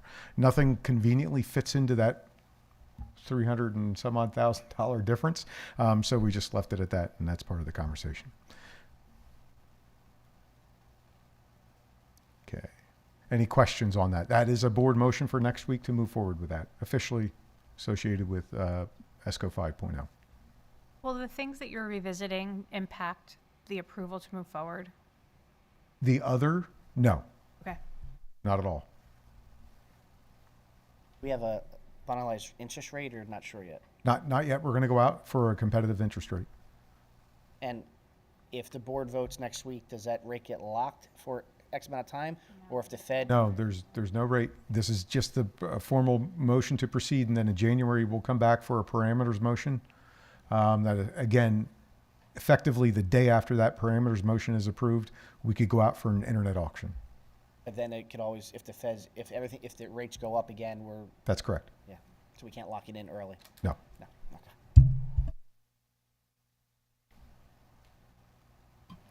Okay, that brings us to the 5-year projection. So stay awake. Here we go.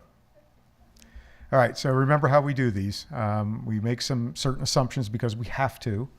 We know our trend and data analysis from 21-22 is our most recent data.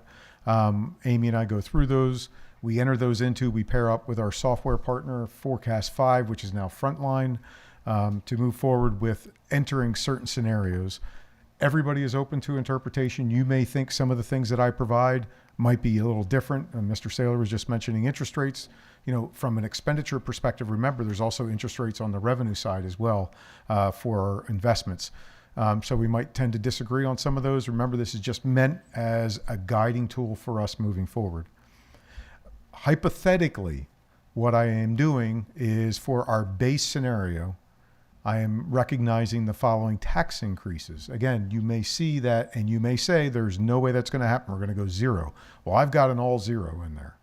You may say we're going to go to Act 1 index. Act 1 index actually goes up for the next couple of years and then comes back down. My base scenario and the hypothetical scenario takes somewhere in between, and you'll be able to see those numbers as we move forward. Very quickly, EIT continues to recognize some growth, and then it holds steady from 27-28 through 27-28, so there's a 5-year projection.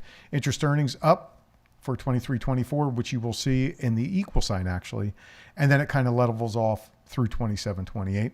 Other local revenues climb, mainly driven by the demand response energy program that we've entered into on the back end that guarantees us certain amount of money coming back to us and then levels out. So all other local revenues are held steady. Note on the state subsidies as well, the only things that we adjust on the state subsidies are the PSERS and FICA reimbursements associated with that. Listed is the Act 1 index projection. This is a major item for us to move forward with. You may notice that this is last year's because the IFO has not provided the updated Act 1 history moving forward as of this year for the next couple of years. So I've assumed it moving forward at a certain point in time and left that slide in there. Again, there's some descriptions on some of the other areas, and federal monies stay the same. Remember that the COVID sources are reflected when used, and revenues are matched off to match the expenditures that we show. So it's a neutral impact overall. And eventually those all of those federal monies will run out anyway for 2024 through 2024. Here is a slide projection that comes right out of the forecast 5 that shows the assessed valuation, the millage rate associated once again with my hypotheticals that I had to put in there, where the total taxes are, and what the actual Act 1 index is moving forward in my hypothetical process. This is a unique program and platform that provides these slides directly. So it's a simple cut and paste once I enter these in the back end. Here are the overall revenue projections with assuming those assumptions. And you can tell, obviously, revenue projections are continuing to move up from 115, a little over 117 million up to about 135 million. Again, with those hypothetical dollars in there and all of those other assumptions. And you can see the pie chart that basically shows in the 2023 what those splits are associated with that. Here's a different way to cut that. Again, just a simple bar chart that shows where everything is. Obviously, the purple, the much larger portion is the local taxes, which everybody knows that. And then the state stays steady with the orange, and then the slice on top, the green, is the federal. Turning to the expenditure assumptions, one of the things and the major drivers associated with this are, of course, the PSERS rates. The PSERS rates are supposed to be, this is last year's slide because they haven't updated and they haven't certified the PSERS rate for this year yet. They're supposed to do it December 1st. So they always take their time. So this slide would look a little bit different if this information is updated. And hopefully will be in the next couple of days. Some quick hitters there. I'm not going to list all of them. You can see here that we are recognizing in-house security, the 16 positions for $1.4 million gross overall. Salaries, benefits, supplies, all of that stuff. We removed, as a contra to that, contracted services for the security because now that we're bringing it in-house, we no longer need about $400,000. We do have remainder in there, and you'll see that trend for the 23-24 budget process because we do anticipate having additional services for outsourced security needs for athletics, weekends, those types of things, and backup just in case we need it for graduation services, those types of things. Transportation by contract at 2.5% per year. Health insurance increases at 4% increase. That's industry trend. And again, that has fluctuated over the years, so we'll go out at 4%. Liability insurances increase. Tuition, VOTEC costs. Total fossil fuels increases in the first year of $275,000 and then 5% increases. There is an offset to that for the natural gas, that pipeline that we hope to have in at West relatively quickly to help offset some of those costs. And then we have some other one-liners there associated with that. And this is a reminder that debt service increase will change with new issues, refundings, that type of stuff.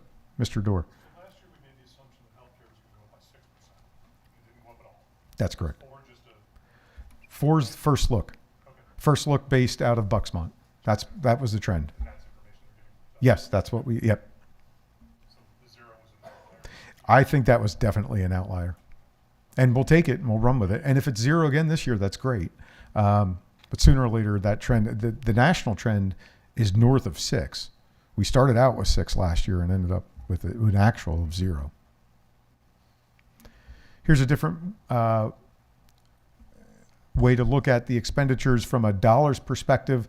It shows up on salaries and benefits are the top 2 line items, and then some major object codes on the left-hand side in the lower portion of it. And that's important because that's exactly how we present the budget on the expenditure side by major object codes. So that's what you see here. So you can actually correlate those items fairly well instead of by major function. Here's another cut, slice it up differently. Obviously, salaries and benefits are the major portion of every dollar that we spend. Purchase services, and then all the other objects are combined. So when you compare the two, you got the revenues and you got the expenditures, and you just simply compare them.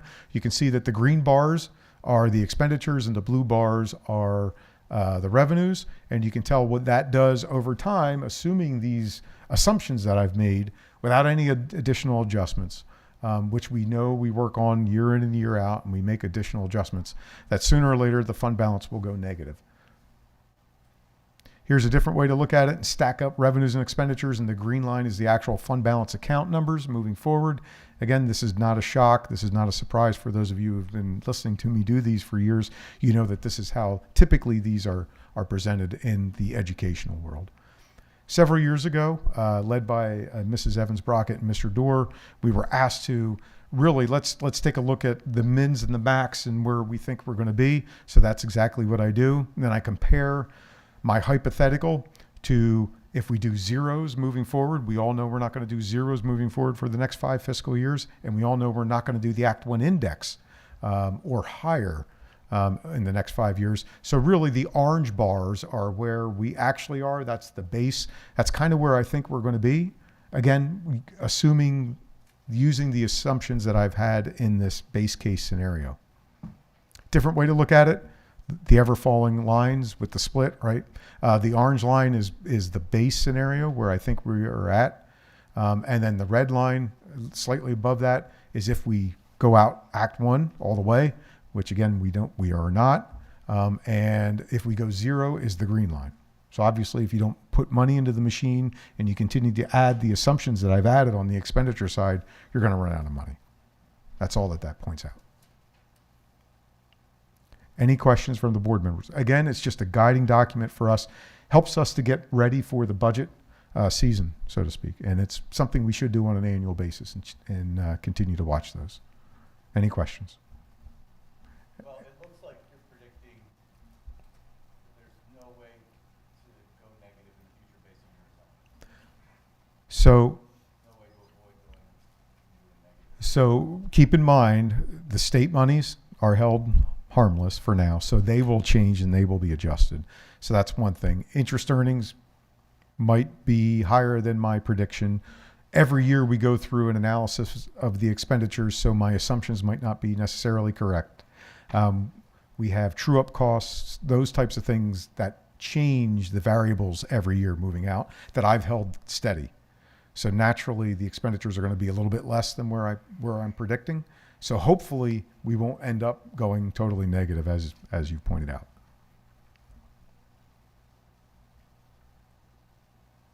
Okay. Any questions from the community? Okay. So that brings us to where we're at for the equal sign for tonight. So to make adjustments from the November presentation, we recognize some additional revenues. Unfortunately, the PSERS and the FICAs tied into the expenditures on the back end. We are continue to show increases for earned income tax, another $100,000. That takes us to $14,500,000. And add for interest earnings, that takes us to $1.1 million. Those are numbers that we do expect the interest earnings to continue to grow. So to Mr. Saylor's point, every time the Fed comes out and says you're going to have higher interest rates to borrow money, remember on the revenue side, that means that the money that we can invest in gets placed at a higher interest rate. We're now seeing interest rates at 3.7, 3.8. Last year at this time, we were at 0.4. So we do expect some major growth associated to continue with that moving forward. Well, so now we're limited in our investments, but we invest in like PSD, LAF, pooled resources. And those pooled resources are now bringing in somewhere north of 3.5%. We just locked in over 4% for 90-day and a 120-day pool. So we do expect significant interest earnings on that. And again, that'll be reflected as we build out 23-24 moving forward. So here are a snapshot of the revenues, $120,258,547. There's the local revenues cut. State and federal, again, remember we're keeping everything the same for our special education and our basic instructional subsidy. We do anticipate some areas of growth in there, but yet the new governor will not give their budget presentation. He gets an extra couple of weeks because he's the new governor. So we might not see the impact of that until March. So just be okay with that because that's kind of where we're at right now. That's our conservative nature. We're not going to go out and say we're going to get 10% and then only end up with 1. That's just not the way that we do things. Here's just a snapshot to show you the different bar chart of where those local, state, and federal monies come from. Some revenue questions, again, we talked about those items. And alternative revenue streams we'll continue to watch, like the interest earnings, real estate transfer taxes, and interim real estate taxes, which really show the health or the unhealthiness of the local economy. So we'll continue to watch those. Here is a snapshot of those alternative select revenues, the interim real estate taxes, real estate transfer taxes, and the interest on investments. And you can see here the top bar is where we're at for tonight's presentation, the 23-24. And you can see that that will continue to build out that green, that ugly green color or whatever it is. We hope that that continues to grow for interest earnings. Okay, and here is just backup support. You say, where are we going to go for the earned income tax, and when will it stop? Because it has continued to grow throughout the pandemic, which nobody thought it would. We are working with Berkheimer, and this is an updated estimate that they provided to us, which is where their conservative nature is. They're at 15 million. So we'll continue to watch that and continue to see when we compare where we're at this year to last year to see if our collections keep up where we ended up last year or if they're starting to drop off. As of the other day, we were just starting to see a little bit of a decline in comparison from where we were for December 2nd this year versus December 2nd last year. We were about 300,000 underperforming. Now, that could be one or two people didn't pay their taxes differently or something like that. Corporations, quarters being caught up, but we'll continue to monitor that. So we're not going to show you the 15 million right now. That will continue to build, and it will have to earn itself moving forward. That's how we conservatively approach that, so we don't put ourselves at a negative when it comes down to crunch time in May and June. Another shot of that. Again, this is aided by Forecast 5. Okay, proposed expenditures. We talked a little bit about enrollment on a monthly basis.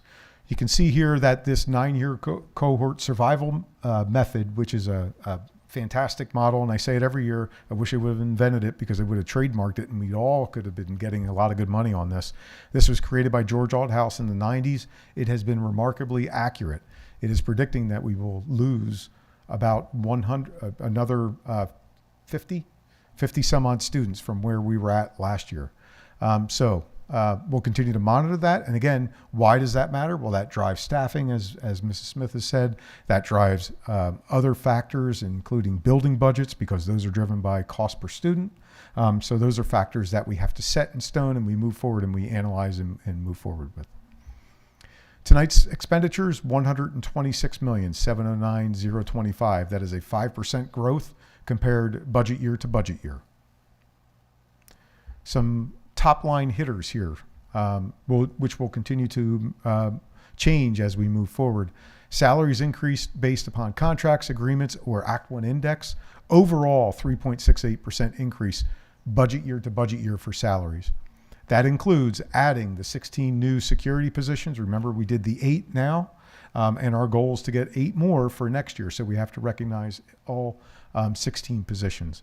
An offset to that, just a note, reduced contracted services. Those are two different categories. One is salaries and benefits, and one is contracted services. So you'll see a negative contracted services, but you'll see an increase in the salaries. Overall, the net change is about $1 million. We added the 2 positions for tonight's presentation. One is a transition coordinator that Mrs. Smith mentioned, and she also mentioned that the job coach with salaries and benefits will be put in there as well. That was a non-PVEA item, so that's why I'm recognizing it here. We also have the true-up costs that Mr. Moran provided a couple of months ago. We're tracking those. We have not utilized those, and in the past, the board has been flexible enough, and we've appreciated that flexibility to be able to utilize those monies to help offset either additional positions that we might need or completely take them out at the end of the budget process. We are showing increases in the utilities, fossil fuels, supply increases, which is all kind of mixed together, and that is netted against the natural gas being in place at West. Health insurance at the 4% trend. PSER's increase at right now on the expenditure side is $1.3 million. It is not certified yet. Again, that was supposed to be certified the 1st of December. It has not yet been certified. So that might be adjusted when it comes time in January. You might see that final when it becomes certified. Last year, the certification was actually less than what the prediction was. So here's to hoping that it's actually less than what the prediction was. Let's hope. The bus contract. Can I ask about that? Sure. What is their $192,106 increase by contract That's based upon a 2.5% increase. in their contract? Yes. That's the terms of their contract. Oh, well, yeah, that's an ongoing situation, so I mean, depending on, how much we withhold, that would be netted out of, at least for this year's budget, and be a carryover.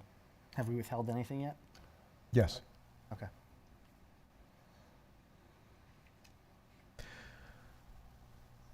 Okay. We also have a technology budget increase as through Mr. Ganesh of $158,000 for additional panels, supplies, infrastructure. Liability, general liability, auto, cyber insurance is increased by a base amount of about a little less than $67,000. Keep in mind that's a first look number for them. I met with them in November. They go through the industry, the insurance industry, what's going on, those types of things, items that we continue to watch. They're conservative as well. So this is a fairly high number for us to go out with, but we have to recognize that at this time. VOTEC increase.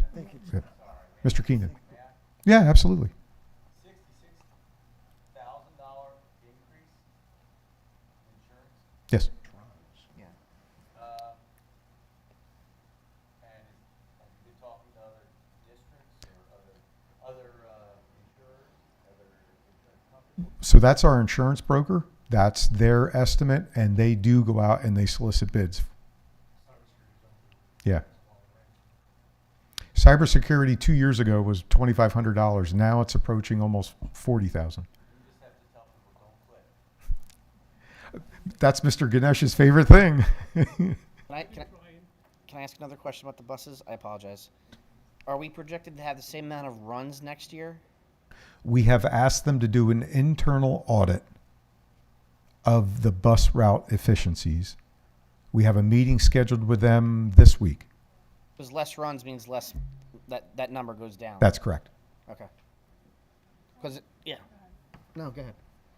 I just am wondering if whether or not we are in a position, or if there's been any conversation about buying vehicles that don't require a CDL license to actually owned by the district, so that we can help facilitate transportation for our families due to the non-performance. We absolutely have.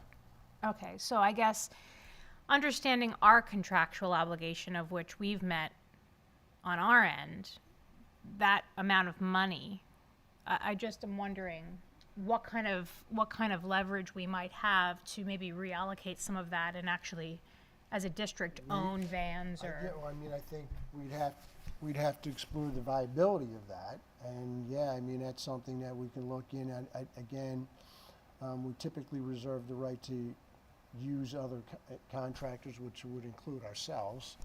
If it's a viable solution, then it could be used to reduce costs. Okay, I appreciate that. I mean, I just don't see that, unless you tell us otherwise, that they've brought that type of solution of a non-CDL mode of transportation to help supplement. I mean, I don't know. I'm so conscientious of driving past kids on my way to the building in the morning. Like yesterday, I think it was 23 degrees, and there were kids all along 29 just waiting for the bus. And all I could think about is whether or not they were going to be standing there for 40 minutes. So it like pains me to drive by them, but it's creepy to just pick kids up off the street, you know? So I just think that Not a good look, yeah. there's no action item. I don't see any action item, any action being taken by them. So if that's going to be an ongoing issue since September, at some point we need to step in and actually fix the problem. Right, and I think, again, we, as mentioned before, we have the right to secure alternative transportation. So on the non-performance issue, that's your real issue. That's something we should continue to more aggressively investigate. On a long-term issue, I think one of the factors that would have to be considered in that is PD transportation reimbursement and how that impacts on your reimbursement. You know, I'm not sure how that plays out because they reimburse based on vehicles and, you know, maximizing the use of vehicles. And I'm assuming that the maximum efficiencies are with the larger buses. Yeah. I don't want to speak for Dr. Russell, but I just want to say that we have a daily call with them at 11 a.m. every day. We have brought them to task, to say it nicely, on at least 7 different occasions, if not 10, 12.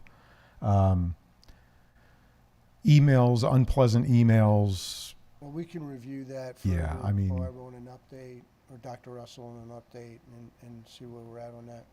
Well, and I don't think that it's for lack of our part that there's an issue. I think that the frustration that I have is that I just don't feel as though it's an indifference that seems really surreal to me. So I wouldn't, when you're talking about reimbursements, I'm not talking about taking on that cost to the district. I would think that that bill should go to them. Well, yeah, again, under the contract for non-performance, it would go to them. Right. Right, and I mean, as far as the characterization as it, yeah, I understand your perception that it appears to be indifference. Again, it is an industry-wide problem. That's the only thing, that's it, right. You can eat kale, but you can't get another bus. That's the problem. And my thought process is different than Ms. White. She's talking about what's happening today. Before I was a board member, I'm still in shock, in awe, on how much a school district pays for transportation. And I know that the buses are not full. And I know that there's got to be a more efficient way to reduce, in the long run, when the world's back to everyone's working, where there's not a bus that holds 72 that has 35 and we're getting charged for a full run, because that's what happens. And I just, when we try to find ways to be as efficient with our money as possible, there has to be a better way to not be paying for full runs if we don't have to do full runs once they're at 110% occupancy. So we pay for the bus for the day. Yeah. So that's one thing to consider. And the other thing is it's so hard to predict, even in the past. Let's say pre-pandemic, we've always had buses that were that way. Yeah. Because you have to have a seat on the bus for every student that needs a seat on the bus. And if that student is sick or decides they're not going to come in that day or whatever, then you've got a bus with 43 kids on it or 27 kids. Yeah. And so that's the bane of the transportation existence. How many parking passes do we have? 400. 400. Dr. And how many of those really opt out of taking the bus? There are a lot of parents that have the parking pass that haven't opted out, so we're still riding and picking that kid. So they do get a discount if they do the parking pass. Yeah. They do. But there are times that a car breaks down or whatever, and so they keep their seat on the bus, Right. and we can't, as a district, That's right. not keep their Right. seat on the bus. You transport one, you transport them all. Yeah. That's right. No. So I'm wondering, are we comfortable with an internal audit as opposed to an external audit for looking at the bus runs? So we'll see what they have this week. I think that's an excellent question, Yep. Mrs. Mares, and we have a meeting this week, so we'll probe. Yeah, that is a good point. Okay. So now we break it down by major object code, and I'm going to cruise through these pretty fast. Is that okay with the board? Okay. So 100s, 200s, again, 100s and 200s are the major portion of the school district budget, obviously. Professional and technical services, again, we continue to watch these things associated with that. There's the minus $400,000 you can see for the professional services because we're not utilizing the contracted services like we were. Again, 400s, and a lot of that is tied directly into Mr. Ganesh and his budget. Purchase services, again, as listed. Again, a lot of these items are first look items, and we continue to thin those out as we continue to move forward. Supplies, gas, fossil fuels, those types of things. And we are recognizing a reduction for the natural gas pipeline of $100,000. If it gets in sooner, it'll be a little bit higher. If they delay a little bit, it might be a little bit less, but hopefully it'll be on time and when we need it. And then some other expenditures there under 700s, 800s, and then 900s. 900 is would be the third in line associated with debt service. So tonight's shortfall, again, obviously this is a start. 120,258,548 in revenues, 126,709,025. Total shortfall 6,450,477, and you can see what that would drive at this particular point in time. Again, there's a lot of work that we have to do. We know that. But as a reminder, we started out at a $6 million shortfall last year in preparation for the 22-23 budget. So while it's a high number, we seem to be in okay shape from a business office perspective starting out. We've got a lot of work to do, and we know that. There are some other hitters there. Remember, we haven't utilized fund balances yet. We haven't used anything with unassigned fund balance, debt service, COVID reserve, PSERS reserve, any of that stuff, which is at our disposal. And as we typically go through the process sometime in February, we'll get to work with determining what a lot of those items are, availability, what we're comfortable with, and then we'll get the board to approve the uses of those fund balances moving forward. And the second comprehensive budget presentation will be January 9th. Remember, we accepted the resolution. We have to stay at 4.1 or below. So that's our task. And our first goal is to get to the 4.1. Any other questions? Any board or any public comment? Okay. Thank you. Thank you. Thank you, Mr. Weaver. So are we okay with moving 5.02 and 3 to consent based on the fact they're going to give us more information next week? Any objections? Okay, let's move 5.02 and 3 to consent. 5.04. Any objection to moving this to consent? Okay, seeing none, we'll move that to consent. 5.05 is the grants and donations. If we can put that up on the screen. I think there's three. $35,000 from the foundation, $500 for educateme.net, $1,500 for Renaissance Learning. That is my section. Thank you. Dr. Campley, you okay? Yep. Help if I put my mic on though. Payment of bills, 6.01 and 02 will be discussed next week. Thank you. Mr. Keenan? Section 7.01 is a placeholder. 7.02, we're going to have a motion for leave of absences that goes on consent. Is that automatically on that consent that we talked about? That is correct, sir. Yes. All right. 703, placeholder. 704, approval of professional appointment. 704, placeholder for approval of long-term substitute. 5, 6, 7, 8 on consent. 709 is a placeholder for approval of a memorandum of understanding.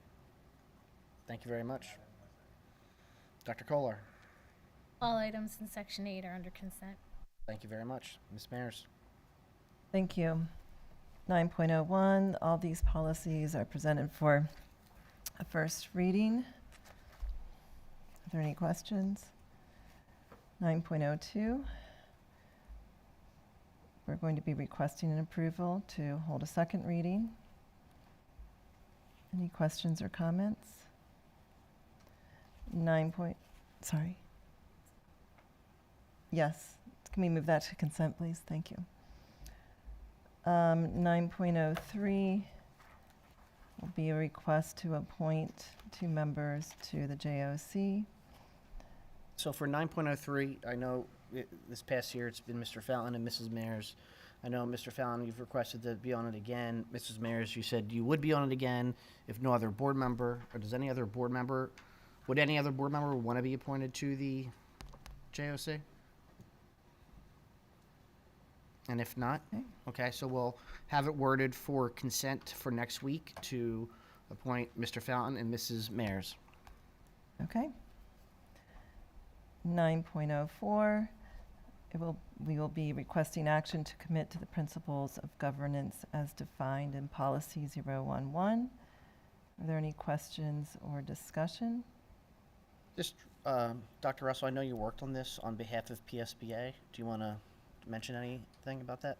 Yeah, I'm happy to do that. It was actually a really nice opportunity to come together with some other board members, some other administrators from across the Commonwealth in Mechanicsburg, PA, to work on some of the language. They wanted to articulate things just a little bit differently, and they changed the order of the principles in the hopes that the words would resonate with more boards across the state and come together and uphold these principles of governance. It was a very good experience.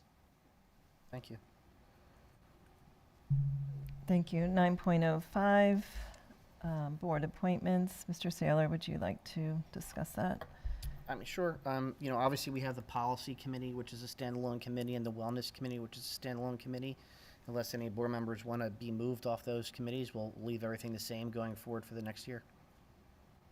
And if you do, just shoot me an email before next week. And then 9.06, discussion, review of the 2022 board goals. Do we want to discuss that now, or does anybody have anything they want to discuss, bring up? And then if not, I would just, as we start to prepare for what the board goals will look like in '23, I think these 8 goals are succinct and to the point, and I would carry them over for the '23 year as well.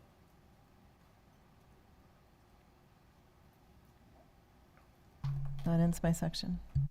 Comments from the audience?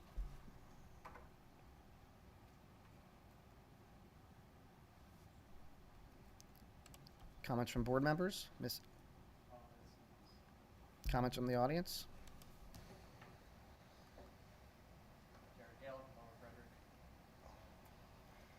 Derek Gale, Lower Frederick.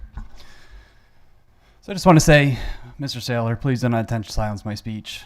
I have every right to exercise it and will be doing so. Napoleon can bang his little gavel as much as he wants. Please use it freely, just not when I'm speaking in turn is granted. The way this meeting was started, Napoleon himself, gavel in hand, showing how lacking leadership is around here. You have no idea what I or anyone else say, but immediately started off with, you didn't want any problems, not knowing anything of what I was going to speak. Talking about patriotism in this country, standing up for what's right, standing up for saying the pledge, and yet that's a problem. I'm sorry that saying the pledge is a problem for you. Shouldn't be, but apparently it is for multiple people up here. Specifically one who won't even look me in the eyes over here.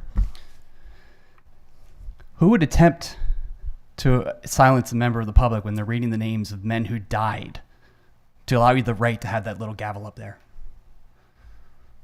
Do you feel good about yourself? Yeah, I hope you do. I hope you do. That's really sad. May the names of each and every one of those men that I read haunt you every single night. They haunt me. I knew them personally. I served with them. They died for you to have the right to be up there. So show a little respect. This is how you lead in front of your community?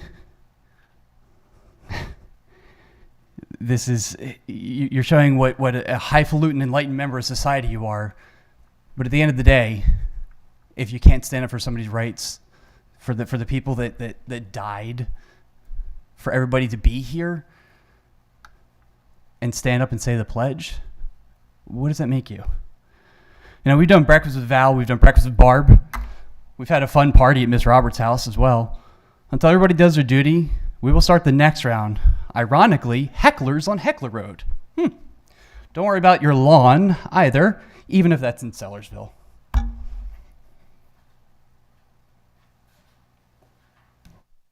Anyone else? Okay. Strange. Comments from board members. I'm going to go backwards this time. Mr. Dorr. Good, thank you. Mr. Keenan. No, thank you. Dr. Campley. Mrs. Mayers. Just a quick thing, I wanted to say thank you to the school district for working really hard on adding to unified sports, and now we have bocce ball, and I appreciate all the really hard work and trainings that have gone on behind the scenes so that we can have more access for differently abled students and their general ed population students able to participate together. Thank you. Ms. White? Mr. Fountain? Dr. Kolar? Ms. Evans-Brockett? Dr. Russell? No, thank you. I'll see everyone next Monday. Real quick, before we leave, 10.03, the notice of video recording. You can read it there. And just want to note, when it pops up, that the board held an